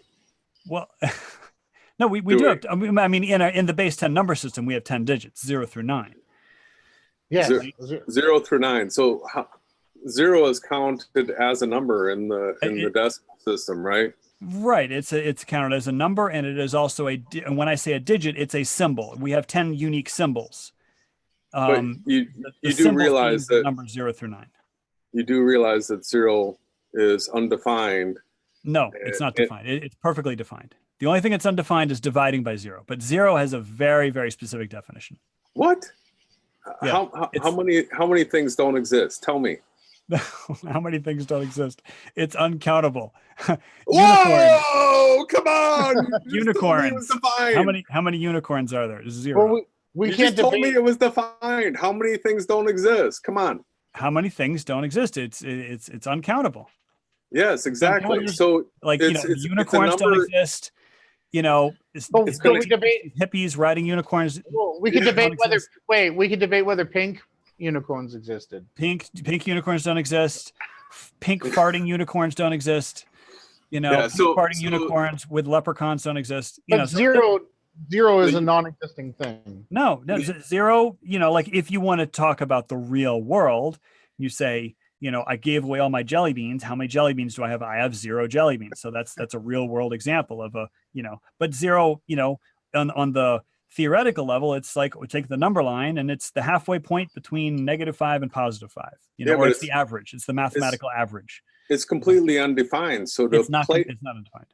To place it on the number line between a positive point going off into infinity 1, and to place it between a negative point going off into infinity -1, it's completely undefined, and it has no place in the number line whatsoever because it's undefined. No, and that might be a misunderstanding, but 0 is defined. Dividing by 0 is undefined.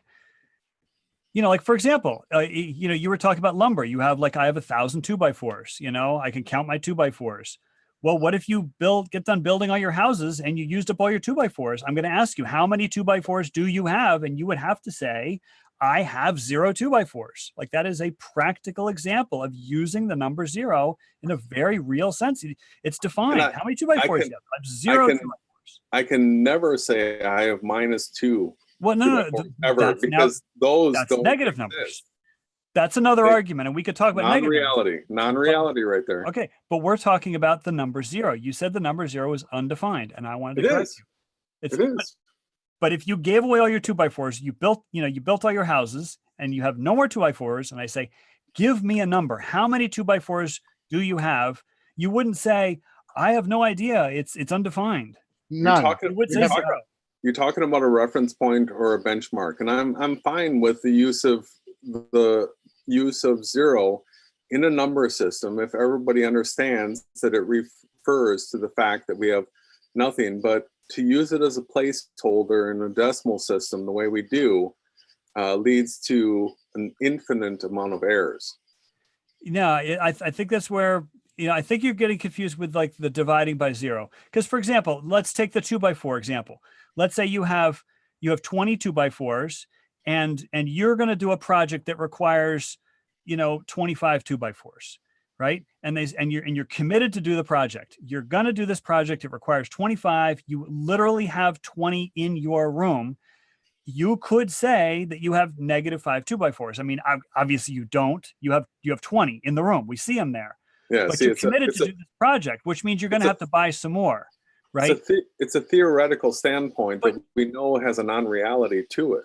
But you could do the same thing with finances. When people are in the red. I know. Finances is the worst. Come on. Right. I mean, it's a debt-based monetary system, right?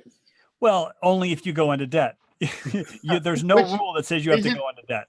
Isn't how much debt you can accumulate is how wealthy you are nowadays, right? Yeah, all the money that we have came from debt, so none of it's real, right? Well, so I have a next question. Yes, I have a question for Charles to ponder. I don't know if you're a coder, if you know how to do scripts with the internet. I don't myself. I only know like the bare minimums. But Jason had proposed to me an idea that our computers are working off of binary coding, right? Ones and zeros. Yes. Off and ons.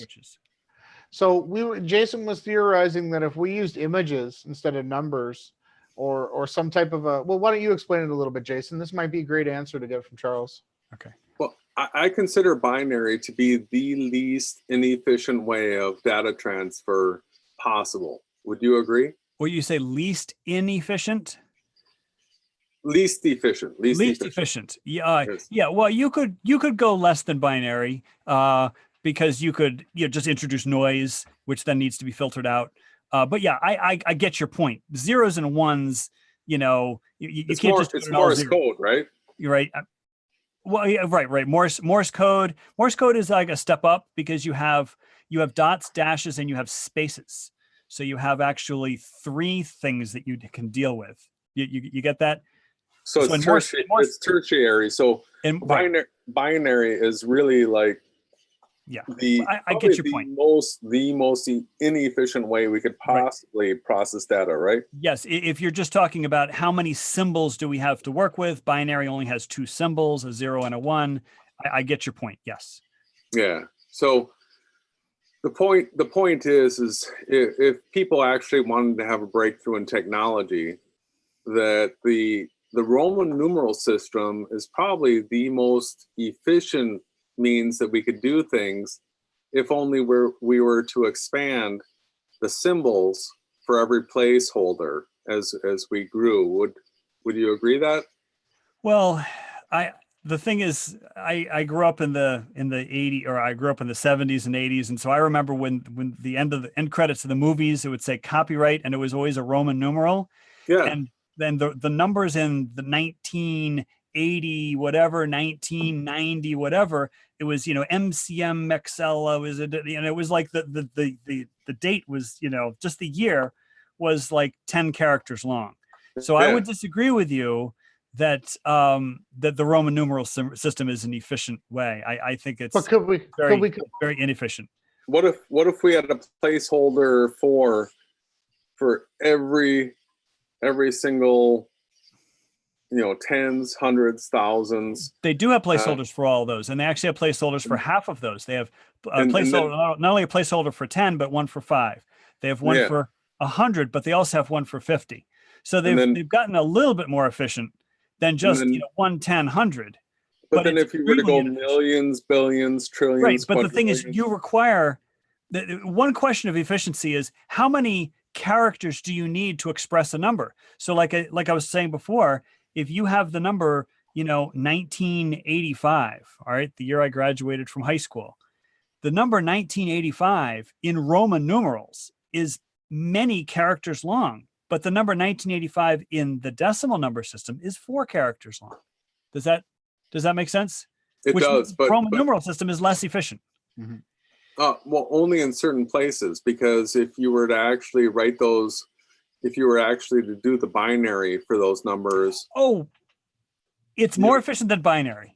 Yes, that's what we're talking. Less efficient than decimal. That's what we're talking about right now. It's binary. It's more efficient than binary, less efficient than our decimal system, base 10 system. Yeah, but can you see how, if we're to use a graphics card and we were to have an interface that projected an image, and that image had a symbol on it, and then there was a receiver that when it saw that image, it picked that up, that we could actually graphically, through the use of symbols, reduce the amount of digits that we're using, or bits or bytes, by an infinite amount, and that it would, the binary is the absolute worst way we could possibly process data. Well, yeah, that's the problem that you're going to get into. I get what you're saying about like the image, and you could talk about, say, the Chinese alphabet, or the, you know, the whatever the cuneiform is, or I don't know the language, you know, what it's called, but the characters in the traditional Chinese, you know, language, there, you know, there's tons and tons and tons of them, because each character represents actually concepts, and there's combining of concepts.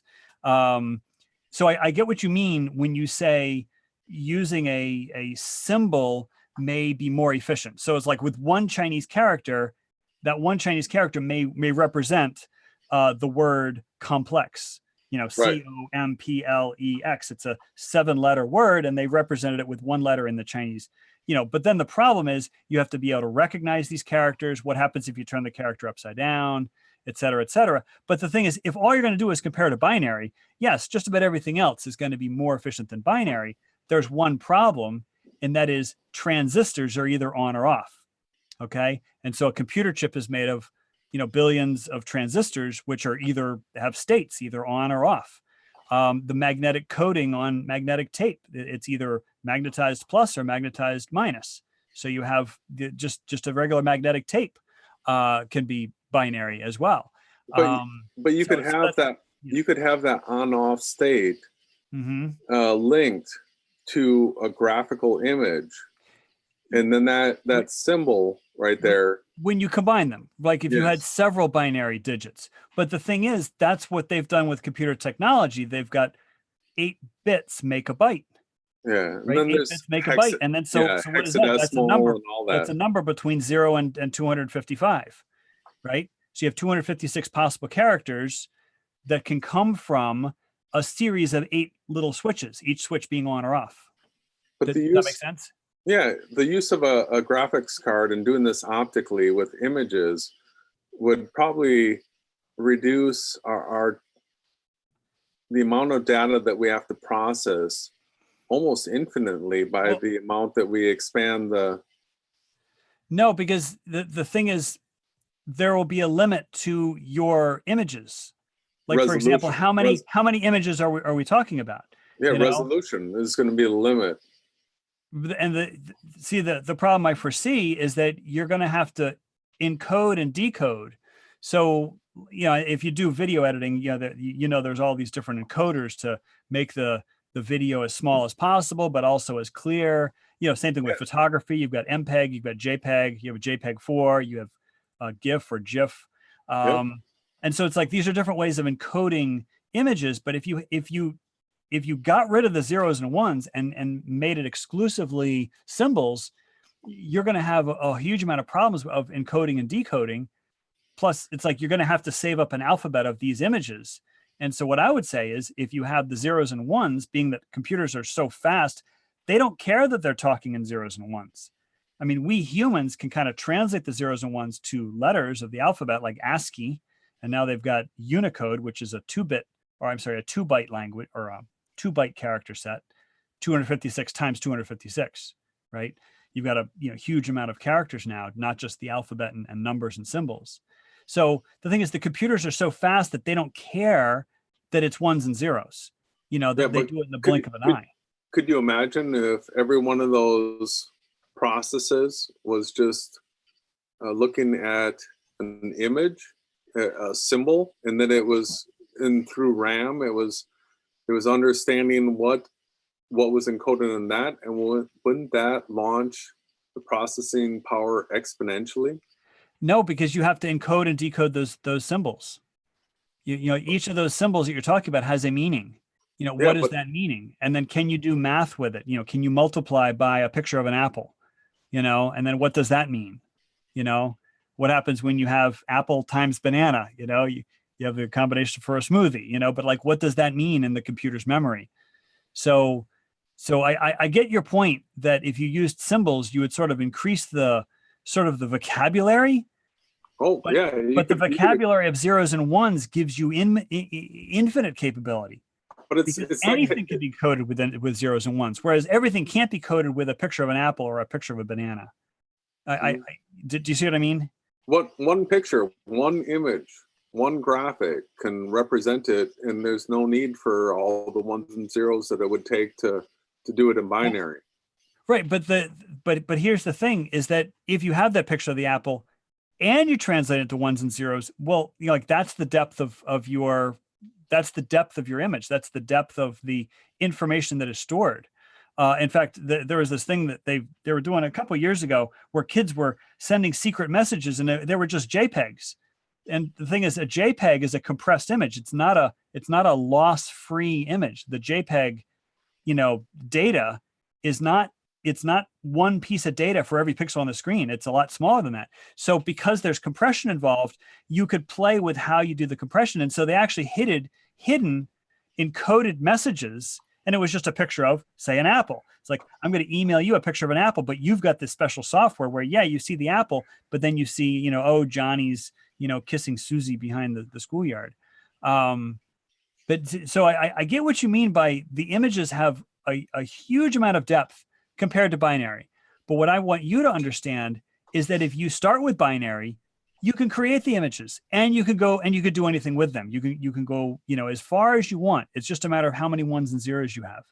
Yeah, I just want to bring across the point that it's the most inefficient way we could possibly do it. Yeah, right. In terms of numbers of symbols, yes, it's very inefficient. But the thing is, it's the natural language of silicon. It's the natural language of the transistors that are making up our computers. And so, and the thing is that they are expanding in this, like there's like gel computing, and there's quantum computing, and there's different stuff with biological tissues. Like, for example, human DNA has, four different letters. So it's like, it's a base 4, code, which is, it's more efficient than binary. But the thing is, computers naturally speak in binary. They're very comfortable with binary.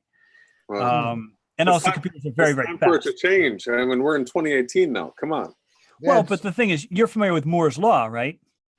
Yeah, I've heard about a bunch of these laws. There's the first law of thermodynamics, and the second, which I've both debunked. So no, you have not done either. What other laws do we want to talk about right now? Well, no. What I was talking about was Moore's law, which is not a law. It's a rule of thumb based on history. Yeah. And that is that computing technology doubles roughly every 18 months. And of course, it's not a law. How could that be a law? Because I think I don't agree quite with that, because I think they've been dripping the technology out for profit. Like, I believe, in the 70s and 80s, they could have had Skype, I think they've been super dripping it out. I'm not saying imagine what the government Well, has. Here's the thing. Anytime I hear about a conspiracy that says that, there's this advanced technology that they're not letting us have. No, see, I wasn't stating that. I was stating no. Right. You said dripping it out, but I get that. But the question I always have is about the technology producing industry versus the technology using industry. So let's take batteries. Like, as people always say batteries, like the AA battery. Oh, it runs out of juice so fast, and we have to buy more, and it's just a big scam. Well, how many companies make AA batteries? Okay, let's say it's less than 10 in the world, right? How many applications are there for using AA batteries? Tens of thousands, right? Tens of thousands, like, childhood toys and used to be Walkmans, but now we have, MP3 players, but all sorts of personal devices, personal electronics, stuff that you want to take to the beach and you want battery power, the little portable speakers, all sorts of devices. portable GPS you want to take in the hiking in the mountains. Okay, they all take batteries, and let's say they all take AA batteries. So now we have a 10,000 to 1 ratio of makers to users. The logic isn't there that they would drip that out. My question is, let's take it here. So I did hear Jason bring up the law of thermodynamics, and I'd like to know, Charles, do you believe or accept that there might be an application where there has something been built that could run perpetually forever, an over unity system? A perpetual motion machine? No, I do not believe that is possible. So you don't believe we can reach over unity? And then the thing, well, I'm not sure about that language. I'm not really familiar with that language, but I know that you know, in any system, you know, like there are always going to be forces. There's always going to be friction. There's always going to be something that's going to mess things up. So that's a no? No. Yeah, okay, definitely no. Thank you. So I've got a question for you. Yes. All right. So compressed air. We've been dealing with this jet fuel hoax Oh thing. my goodness. Okay. Right. I'm sorry. I interrupted. Yes, go ahead. Compressed air. So when you compress air, it produces heat, correct? Yes, I believe that's how it works. Yes. And then And when then you release it, you feel cold. you Yeah. know. What is it that happens when you release compressed air? Well, you feel cold. Like if it's through a nozzle, you'll feel So you'll feel you can cold. freeze an ice rink with it, right? Well, the thing is the compressors that power refrigeration equipment uses, you know, a little nozzle. I mean, it's got, you know, tubes of refrigerant, but in there is a little nozzle. So they compress it, and then they release it through the little nozzle, and then that's where the temperature drop comes from. But it's being heated on the other side. I mean, it's you know, so you like, you know, a standard air conditioner, you know, it's hot. You feel the coils on the outside, or even a refrigerator.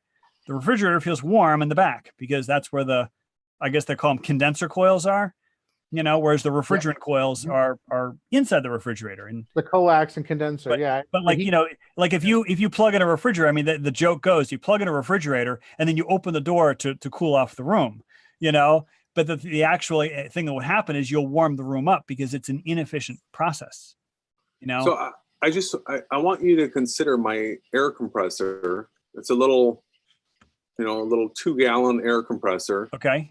I use it for, you know, nailing guns and stuff like that. So I can plug it in and the motor will run. It's using, you know, energy to compress the air. It produces heat. Now it's stored that compressed air. I can unplug it, and as long as there's not a leak, I can let it sit there for days, weeks, whatever it takes. Right. It's become ambient temperature. And then when I go to release that air, it will actually create cooling. Yes. So the rules of thermodynamics suggest that work produces heat. And you would argue the point that as that air is being released, that it's producing work because it's moving air all around, right? It's pushing air, it's blowing air, but at the same time, it's not producing heat. It's actually creating a cooling effect the entire time. I think you're confusing work in a practical sense, you know, operating a nail gun. Well, maybe work in the physics sense. So because are we going to an implosion? Is this more of an implosion type of? Well, no. The thing is, I think you're going into a lower energy state. And again, thermodynamics is not my area of expertise, so I'm literally just spitballing this stuff. Yeah. But my understanding of that situation, which is a great situation, you've got this room temperature body of compressed air, and then you start operating your nail gun, and then you find the temperature is dropping in this, you know, because the air is being released. But what I would say is that the reason why the temperature is dropping, it's not breaking a law of thermodynamics. You're probably going into a lower energy state, compressed air versus uncompressed air. And again, it's doing work, but it actually operates in the opposite fashion as to what the law of thermodynamics would demand. But can you tell me that the work it's doing to operate that nail gun is more than the work, or say the negative work that is accomplishing inside the compressor when it releases that air. Because I would argue that work is being done on both sides, but that on one side, then the work might be negative. Consider a can of compressed air that you would use to dust your keyboard. Right. All right. So all the work's been done. The compressed air has been put into the canister. There's no work happening, no work happening, no work happening. Then you go to spray off your keyboard. Now it's doing work and it's cooling. It actually cools off. So the releasing of compressed air actually completely goes against the laws of thermodynamics. No, because I what I'm trying to say to you is that I don't think you're understanding what's happening in the compressor. You're talking about like what it's doing, like, blowing dust particles. Yes, you're doing work. You're blowing dust particles. I guess the definition of work is force applied over a distance or something. Yeah, that's what a can of compressed air does. Right. But what I'm saying to you is in the physics sense, what is happening inside that can? And if you say nothing, well, then your understanding is incomplete, because something is happening inside that can. You're taking air that is under higher pressure and you're transferring it to air that is under lower pressure. So something is clearly happening in that can. And what I would argue is that it does involve the concept of work, but in the negative. In the negative? How would you argue that point? That's what I'm curious. Because the temperature is going down. Yeah, it breaks the law. It breaks the laws of thermodynamics. It's not breaking the laws of thermodynamics. And this is really gets back to a lot of like the flat earth debate, which I find to be a matter of misunderstandings, honest misunderstandings a lot of the times. Now, I'll be honest with you, Jason, I'm not a thermodynamics guy. And this is literally the first time I'm hearing of this situation. I'm familiar with, canned compressed air. I'm familiar with that, but I'm not familiar with the argument that it is breaking the laws of thermodynamics. So I'm going to have to table this conversation and do my homework. I'm just doing. That's a great answer, actually. Sorry, Jason, go ahead. Great answer. I just want to bring it up that the laws that we have been told so often are not laws. They're actually lies from scientists, which I equate with being Satanists. And that's if you follow our channel, you know the position that we stand in. And we do believe that, right? I'm not trying to bust your chops too much, but I'm trying to make a point that we're lied to about a lot of stuff. Well, even just not that long ago, it was discovered that the theory of the speed of light wasn't fudged, and that it was the scientists that were trying to agree together, and they actually agreed on a different speed or measurement. It was Rupert Sheldrake who did the research on that. I don't know if you're familiar with that. So basically, if the law of speed of light can change, everything should be out on the table. We just want to discuss things with you, Charles. Oh, sure. Because you're a super intelligent guy, and now to know that you're a Christian is I'm super thankful. Praise God. But I think tonight's been a great hangout and a great call. I don't know what else you guys would like to go over. Any questions from the chat, but I think this has been super edifying. I don't know about you guys. Well, it's always nice to hash out these ideas, because there's some very big ideas. And yes, you and I don't see eye to eye on the shape of the earth, but it's a fun discussion, and we get into some theoretical stuff, irrational numbers and the laws of thermodynamics, and so it's just a fun discussion, even if we're disagreeing on some some issues. So yeah, totally. I'm really enjoying it. It's brain expanding, right? Yes. I love it. Thank you for coming. And we are getting trolled. We're getting trolled as we speak too, because. But if I could just say, you said something about the jet fuel hoax. Are you familiar with the not Pinewood Derby, but the CO2? I guess they call them CO2 racers. They do it at high school physics, where you have it's essentially like a Pinewood Derby, like you do in Cub Scouts, but there's a CO2 cartridge that you fit in the back of a little car that you carve out of balsa wood. Do you know what I'm talking about? A CO2 racer? No. I've never heard of that. Are you talking like a street race? No. You know, like the little, I guess they power whippets, you know, a little CO2 cartridge, like for, Oh, sure. you know, Yeah. so it's a standard cartridge. It's like, you know, 9.5 grams of Oh CO2 yeah, in there, you know? Whippets. Right. Whippets. Right. But not the nitrous oxide, the CO2. And Okay. so it's a compressed, you know, you could buy them by the case. It's just compressed CO2.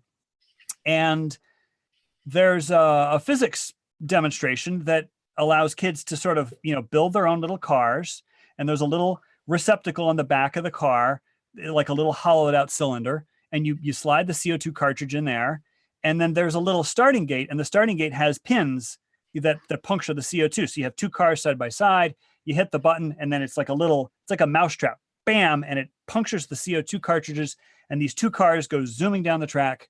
And it's a lot of fun, and you measure the velocity, and you measure the, you know, obviously you see who's got the fastest car, and you measure the acceleration. It's a physics thing.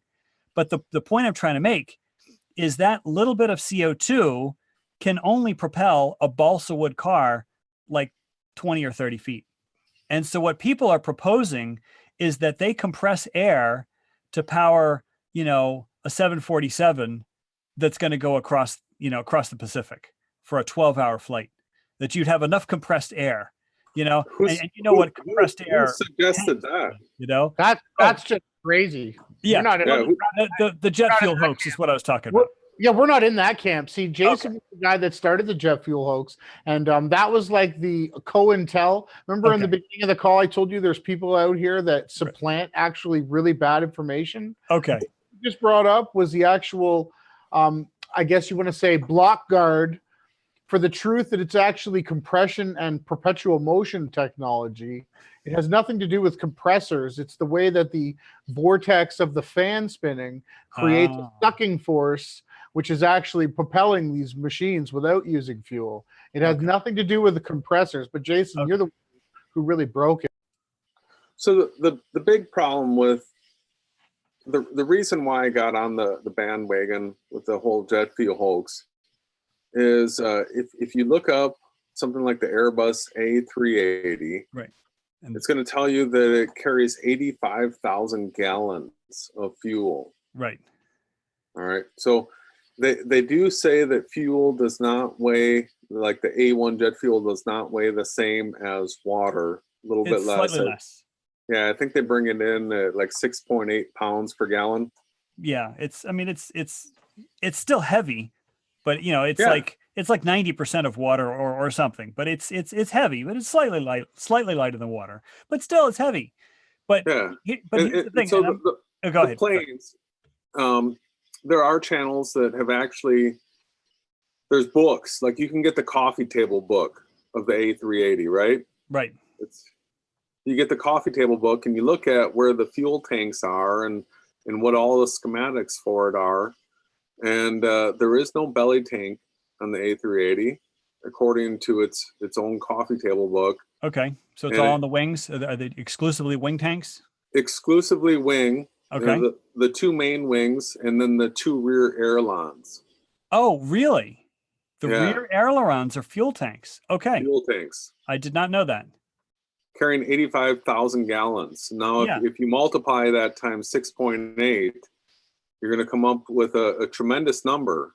Oh, meaning the weight of the fuel on takeoff. Yes, absolutely. Okay.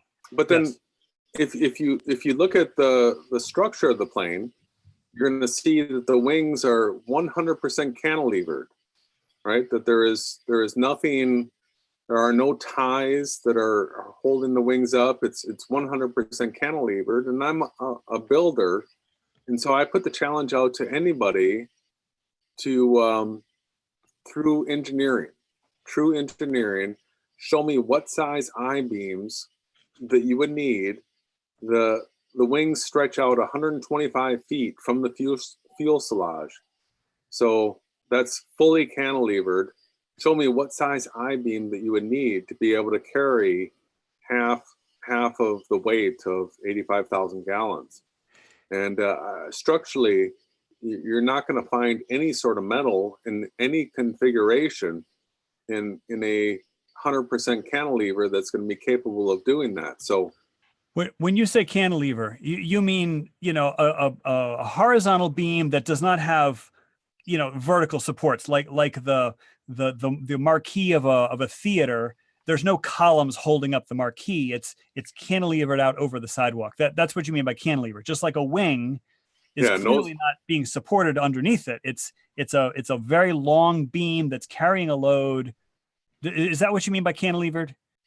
Correct. Yeah. Okay, 125 feet. The wing, the engines, two of them on each side we're told weigh 6,000 pounds each. Sure. Plus the weight of the fuel. And so I'd like to it's called the wing spar, if I'm not mistaken. The main load bearing thing of a wing. Yeah, I'd like to see somebody with an engineering degree show me what size I-beam would be necessary to carry that load. Yeah, so let me see. Wings, is it a wing spar? Yeah, I think it's a wing. It's called a wing spar. The thing is, and there's all sorts of schematics. I mean, I just did a quick Google search for wing spar, and I'm getting all these schematics. You see how it's tied back? But the structure is quite complex. It's not like it's a single I-beam. It's a whole bunch of beams all tied together. But the thing is, the guys who are doing the structural engineering, I mean, you could take that apart and you can actually get the schematics for what size wing spar or girders they're using, and it does line up. I think one of the problems, though. Oh, that's great. That's a great picture. Yeah, you see this picture, Charles? This is going to blow your mind, because one of the flat earthers actually is not a flat earther. He was a jet fuel hoaxer. And he showed this, and I believe this observation deck. Yes. This is an absolute speculation, but I think it was 4 times lighter than the amount of fuel in the wings, and the absolute monstrosity of a. Right. That's not even cantilevered because it's partially suspended. The cables. You've got cables and you've got beams. Yeah. Well, but here's the thing about the fuel in any jet aircraft is you're not having that weight of fuel at 125 foot distance. Because I think that's probably where the misunderstanding is coming in, is that somebody took some calculator and they said, I've got 125,000 pounds of fuel, and the wings are 100 feet long, right? I think all that weight isn't at the end of the wing. 250,000 pounds of fuel. Oh, okay. So I'm confusing the length of the wing. 125 foot wing, and then so many pounds. But do you see what I'm saying? You have to take the pounds of the inner tank, and then the pounds of the next tank, and then the pounds of the next tank. And I think if you do that analysis, then the structure comes up perfectly fine.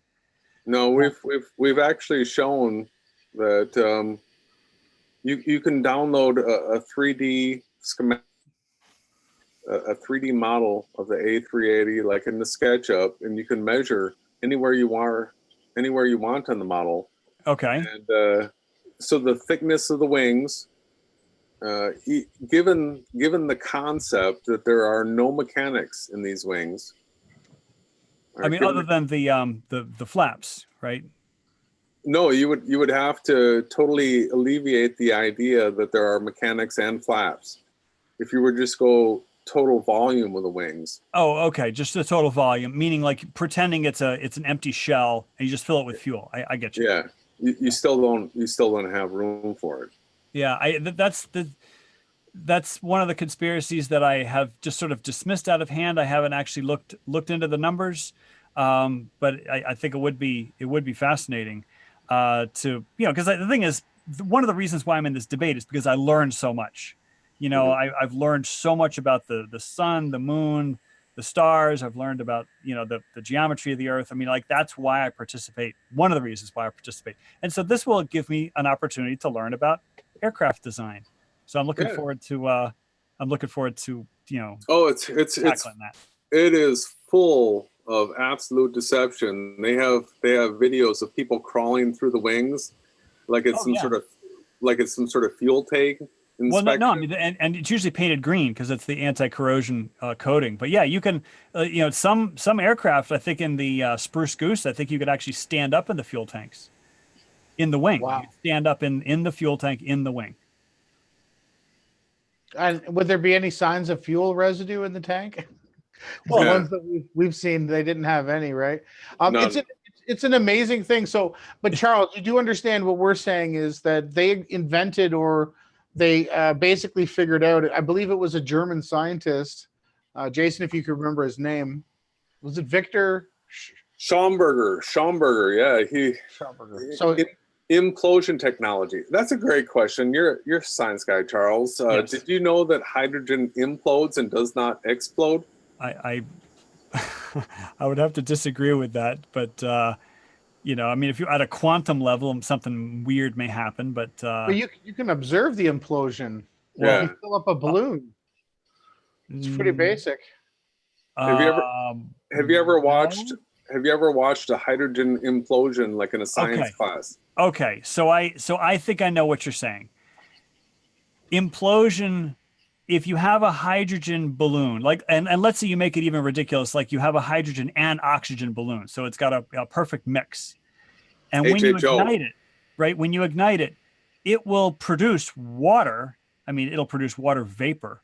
But I think I get where the implosion thing may come from is the it doesn't explode. Convert it to water. No, it doesn't go out. It's not an explosion. It doesn't go like this. It goes like this. It implodes. That is the force of burning hydrogen. It implodes, and that's completely contrary to everything that's taught by science. I can give you guys a demonstration if you hold tight for 1 sec. Check this out. Sure. Check this out. It's actually filled with 100% hydrogen. Okay. And it's surrounded by about You guys hear it? 40% oxygen in the atmosphere. Yeah, but notice he said 100% hydrogen, which I know. means Wait, this inefficient. is the beginning of it. This isn't the money shot. Bring it up to the balloon, burst the balloon. So that was an explosion, right? Whoa. Okay. Well, because it was using the room air. It actually wasn't an explosion at all. It was actually a deflagration. So now you want to check. Now you're going to. He's going to switch it. Here, pay attention. Okay. It gets better. We're going to step it up from that. Okay. Okay, that was just hydrogen mixing with the oxygen Should in I the say air. my goodbye? This is an HHL bubbler. All You're right. fine, I'm here. It's okay. So we're going to mix now the oxygen with the hydrogen all in one balloon. Oh, okay. Okay, and that's what I have in this guy. All right. That balloon looks larger. Well, Slightly larger. It's larger because here's what we have to do. I'm going to make a bunch of bubbles in this tray of soapy water. Okay. This is a bubbler that's making hydrogen through electrolysis. Everybody knows on our channel, Charles. Just so you're with us. Right. So basically, you're going to Those see, bubbles and right off the top. we're talking about whether an explosion or an implosion is going to happen here. And I'd like everyone to keep in mind, explosions cause injury. I want to point that Many out. as you can, leave the water behind. Okay. And I'm then we'll just leading, add a little Charles. I'm flame to leading. it. Oh, all right. So you're gonna blow me up in theory. Now, this could be a little bit louder than the previous balloon, so why don't you go ahead and put the earmuffs on right now. Oh, you were just We'll get making ready me for look it. all kinds of beautiful this morning. Okay. Now, I'm sure you can still hear me. Now, in order to pick up the bubbles, you're going to have to get your hands wet. Okay. So dip your hands down in the soapy You've water. told me to take off my rings already. All the way up to about right there. Okay. Perfect. Perfect. So now what? So now go ahead and Make put your bubbles? hands out. Okay. I'm going to make some bubbles in here, and these bubbles are filled with a mixture of hydrogen and oxygen. It's probably gas. mostly All right. hydrogen. We're going to see what happens No, it's If we 2 add parts a little- hydrogen, 1 part oxygen. Oh yeah, that's right. Thank you. while Thank they're you, in the Jason. palm of your hands. Alrighty. So what I want you to do here in just a second is scoop up as many of those bubbles as you can. Just skim them off the top. I'm getting nervous. Leave the water behind. So what you're going to see is an implosion take Perfect. place here. Yeah, I'm that's going to nice. lead people, Okay, extend your hands out in front of you. Put your hands and this flat. is Okay. power. And for you everybody else later. in the studio, you might want to plug your ears because in 3, 2, 1. Woo! You okay? Yeah. You had a lot of bubbles there. That was and you know, the cool thing about that, you're okay, right? Show your Yeah, I'm hands. good. Did not hurt. I'm Nope, alive. nope. Okay, dry your hands off. The cool thing about that is that reaction happens so quickly. So basically what we're stating is that reaction is an implosion, and it's not an explosion. And Jason, you can take it from there. Oh, just that all the things that we're told by science are lies. The laws of thermodynamics, all that are misdirects by Satanists, and that implosion technology is actually the technology of the future. HHO, all of that we are being milked right now by a satanic system. So here's what I would ask you: the demonstration with the bubbles in that lady's hands. So clearly the bubbles disappeared instantly. You know, probably in less than a frame on the YouTube video. Mm-hmm. So the visual you may see, I see a bunch of foam bubbles. All of a sudden, I don't see a bunch of foam. You know, it just disappeared. So you can kind of see, you can kind of imagine that it's getting smaller. So here's the question for you: if you put those bubbles in a container, like an oatmeal container, like, you know, just a paper lid, and then you stuck a little match in the side, would the lid pop off? Would the lid pop off, or would the thing crush down? See, that's a faulty line of questioning. I got to call you out on that. Okay. The lid does pop off when the bubbler implodes. You can call that an explosion? No, it's an implosion, and you can measure it with a syringe. What you do is you hook a syringe up to the bubbler line, and you cause the implosion to take place, and it sucks the syringe in, completely proving the fact that it's imploding. No, what would suck the syringe in is the fact that it's converting, it's making water, and at room temperature, water is liquid, which takes a lot less room. But the actual reaction, which produces steam in an instant, right, is an explosion. It's extremely exothermic. No, it's not an explosion. We can watch the slow motion footage of balloons, HHO balloons being popped in the same fashion in slow-mo footage. I've got the videos up. Okay. And you can watch that there is no explosion. The balloon does not blow out whatsoever. The balloon, when the match goes to the balloon or the sparker goes to the balloon does what it always does, and it does its shrink up, and that the gases do not emanate out whatsoever. They stay there. And there's a lot of other tests that show that hydrogen, when it's combusted, creates a vacuum, and that it's actually vacuum technology or that's being used, or vortex technology. And that is the type of technology that's being used in airplanes as well right now. Yeah, I would have to say I've not seen any evidence for that. I mean, well, we can show you. Here's a question for you. Here's a question for you. Do you know what I did in the military? I mean, I was in the Marine Corps Reserves. I was only in peacetime. I never served in combat. Never, but do you know what I did? Because this is gonna kill you. I'm telling you. It's gonna kill me. It's gonna kill me. All right, just take a guess as to what I did. You refueled places. Nobody thinks that's accidental. That is not a reasonable idea, that something is tuned to 120 decimal places just by accident. That's the most extreme example of fine-tuning. No force in the history of cosmology has ever been discovered to be that finely tuned. The cosmological constant needs to be set to 1 part in a trillion, trillion, trillion, trillion, trillion, trillion, trillion, trillion, trillion, trillion. Otherwise the universe would be so drastically different that it would be impossible for us to evolve.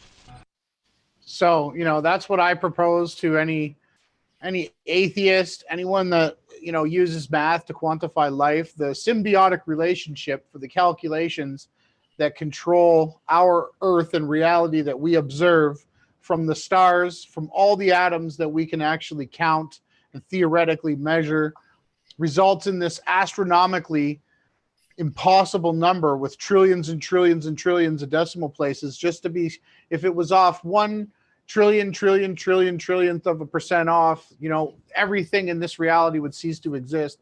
And absolutely no theoretical person with a brain in their mind. I know Charles has accepted the Lord Savior into his heart, which absolutely was the best thing that came out of today's hangout. But I don't think there's one atheist that could debate the fact that the fine-tuning of our reality, and this is why Jason and I both propose that we live in a Christian simulation, Charles. You might find that interesting. And we trolled NASA when we were at a convention during the eclipse in this little town in Missouri. And we asked the astronaut, I said to him, I'm sorry, sir, but I'd like to tell you that I do believe that we live on a flat earth. And I said, I do believe we live in a simulation. And you know what he said to me, Charles? He said, actually, you can't prove that you're not in a simulation. So he agreed with us. And the cosmonautical constant is one of the reasons why I do. He did not agree with you. He said you can't prove that we're not in a simulation. So in that sense, he was correct. You know what I say is that, like, people get on me all the time about proof, prove this, prove that, prove that. And I can't stand the word proof outside of mathematics. You can prove lots of stuff in mathematics. You can't prove anything in science. But we've already talked about how mathematics is nothing but a magician's trick, right? Well, there's so many different factors in the mathematics that we have right now that are being used in absolutely satanic ways, that all the irrational numbers, single one of them is purely theoretical and don't exist in reality, and all the formulas that we use are baseless, correct? No, I disagree with 100% of what you just said. The thing is, with the mathematics or, magician's trick, you could perform magic because the person you're performing it for doesn't know the trick. As soon as the person knows the trick, it's no longer magic. It's just a trick. Yeah, we're exposing the magic. That's what we're going to do. That's what we do. But I disagree that math is magic. It is. May seem magical if you don't understand the workings. Just like a trick, you go to a trick and you have a camera over behind the magician, so you could see the guy loading the rabbit into the hat when everyone's misdirected. You could see the guy literally put the rabbit in the hat. The trick in mathematics is using things that don't exist. Well, yeah, but you say they don't exist, including things like negative numbers and zero, and I say that they do exist. It's just you might not be able to count 2x4s, Yeah. But anyway, the point that I was trying to make. You cannot create an irrational number in any way, shape, or form. It's purely a mental concept. But you can. The circumference of a circle. If you create a circle that has a whole number diameter, that's geometry. An irrational number. No, geometry. So there's a real world example of creating an irrational number. If you have a square, that's rasterizing. So whenever you do something in like Photoshop, things like that, you do a true circle, everything's rasterized because it's not possible to do it with numbers. The decimal system is a complete fail, and it's an Indian trick. They are the snake charmers, and they gave us the decimal system, and it's a bunch of BS, and we need a new mathematical system. The whole thing needs to be scrapped and started over with.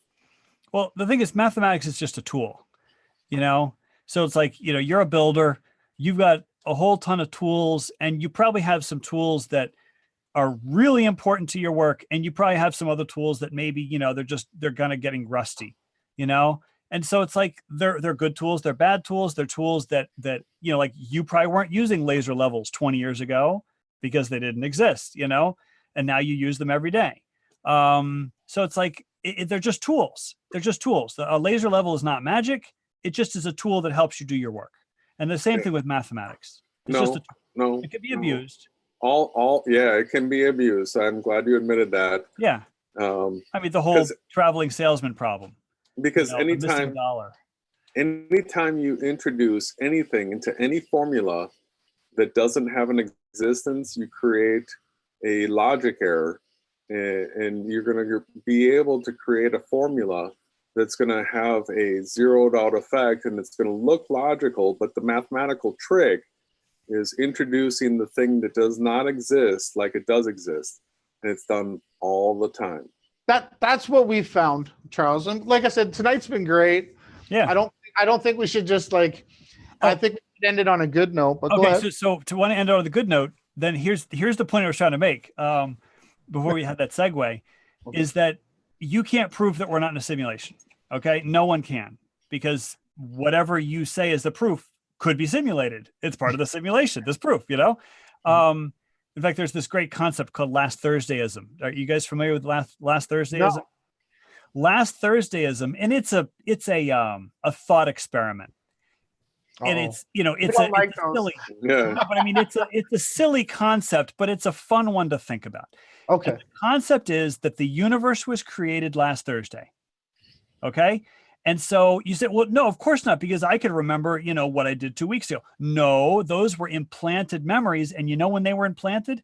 They were implanted last Thursday. It's like, yeah, but I got this newspaper from last year. No, that newspaper was created last Thursday with a year ago's date. I mean, you know, it's like any evidence you got, the Grand Canyon, you know, any evidence you could come up with, the response is that evidence was created last Thursday, including your implanted memories. And so you can't prove that the universe wasn't created last Thursday. There literally is no way to disprove it. So my thought about simulation is that, first off, I don't believe we're in a simulation. But if we are in a simulation, it's a heliocentric one. Okay, No. you're allowed to have that belief, but we've Yes. gone out and measured and tested, and we're going to Exactly. stand on the fact that water always finds its level. But do you know, it almost sounds like you might be familiar with solipsism. Do you know what that is? That is I forget. Tell me. well, solipsism is the idea that the only person that could ever conceive consciousness is yourself, and nobody could debunk that you're not the only consciousness in reality. So it kind of speaks to what you're stating, but what we believe in is a little different, and we think we can use the Holy Scriptures with our arguments and debates. You know, I think there's a lot of wisdom in there, you know, but yeah, I mean, I think you and I and Jason, we all agree, I think more than we disagree. So this is a very good conversation. It was great. Thank you. All right. Yeah. So thank you so much for the invitation. Yeah, I'm gonna play us out with a video, but hang out for a minute after Charles. Just mute. Okay. I'd like to talk to you off air a little bit too. Yeah. So I'll mute myself and then we'll rejoin after we're off air. Yeah. Thank you. Thanks to the chat. Thank you, everyone. Yeah, I'm just gonna say a quick thank you, Father in heaven, that we glorify your name tonight and that we came together for this amazing call, and bless everyone involved, everyone on the other side of the screen, and especially Charles for standing up for his beliefs. Amen. I'm gonna play us out with a video.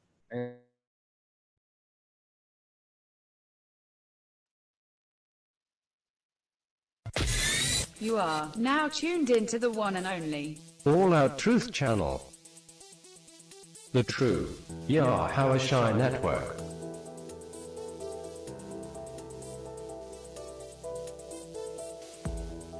Please turn your volume to max and be prepared for Awake Souls and Event Skeptic. back again with yet another outstanding debunk video. Broadcasting worldwide. We go beyond the lies and deception. Soar to the highest of heights, down to the darkest of deceptions. Nothing can stop. Ladies and gentlemen, let's get ready to rumble!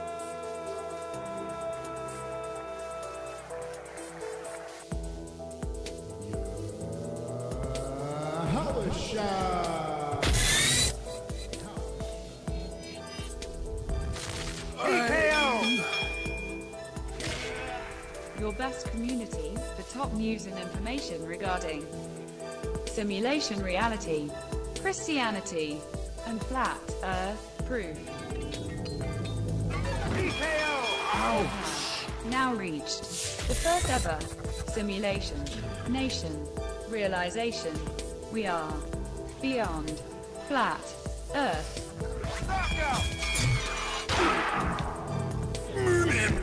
TKO!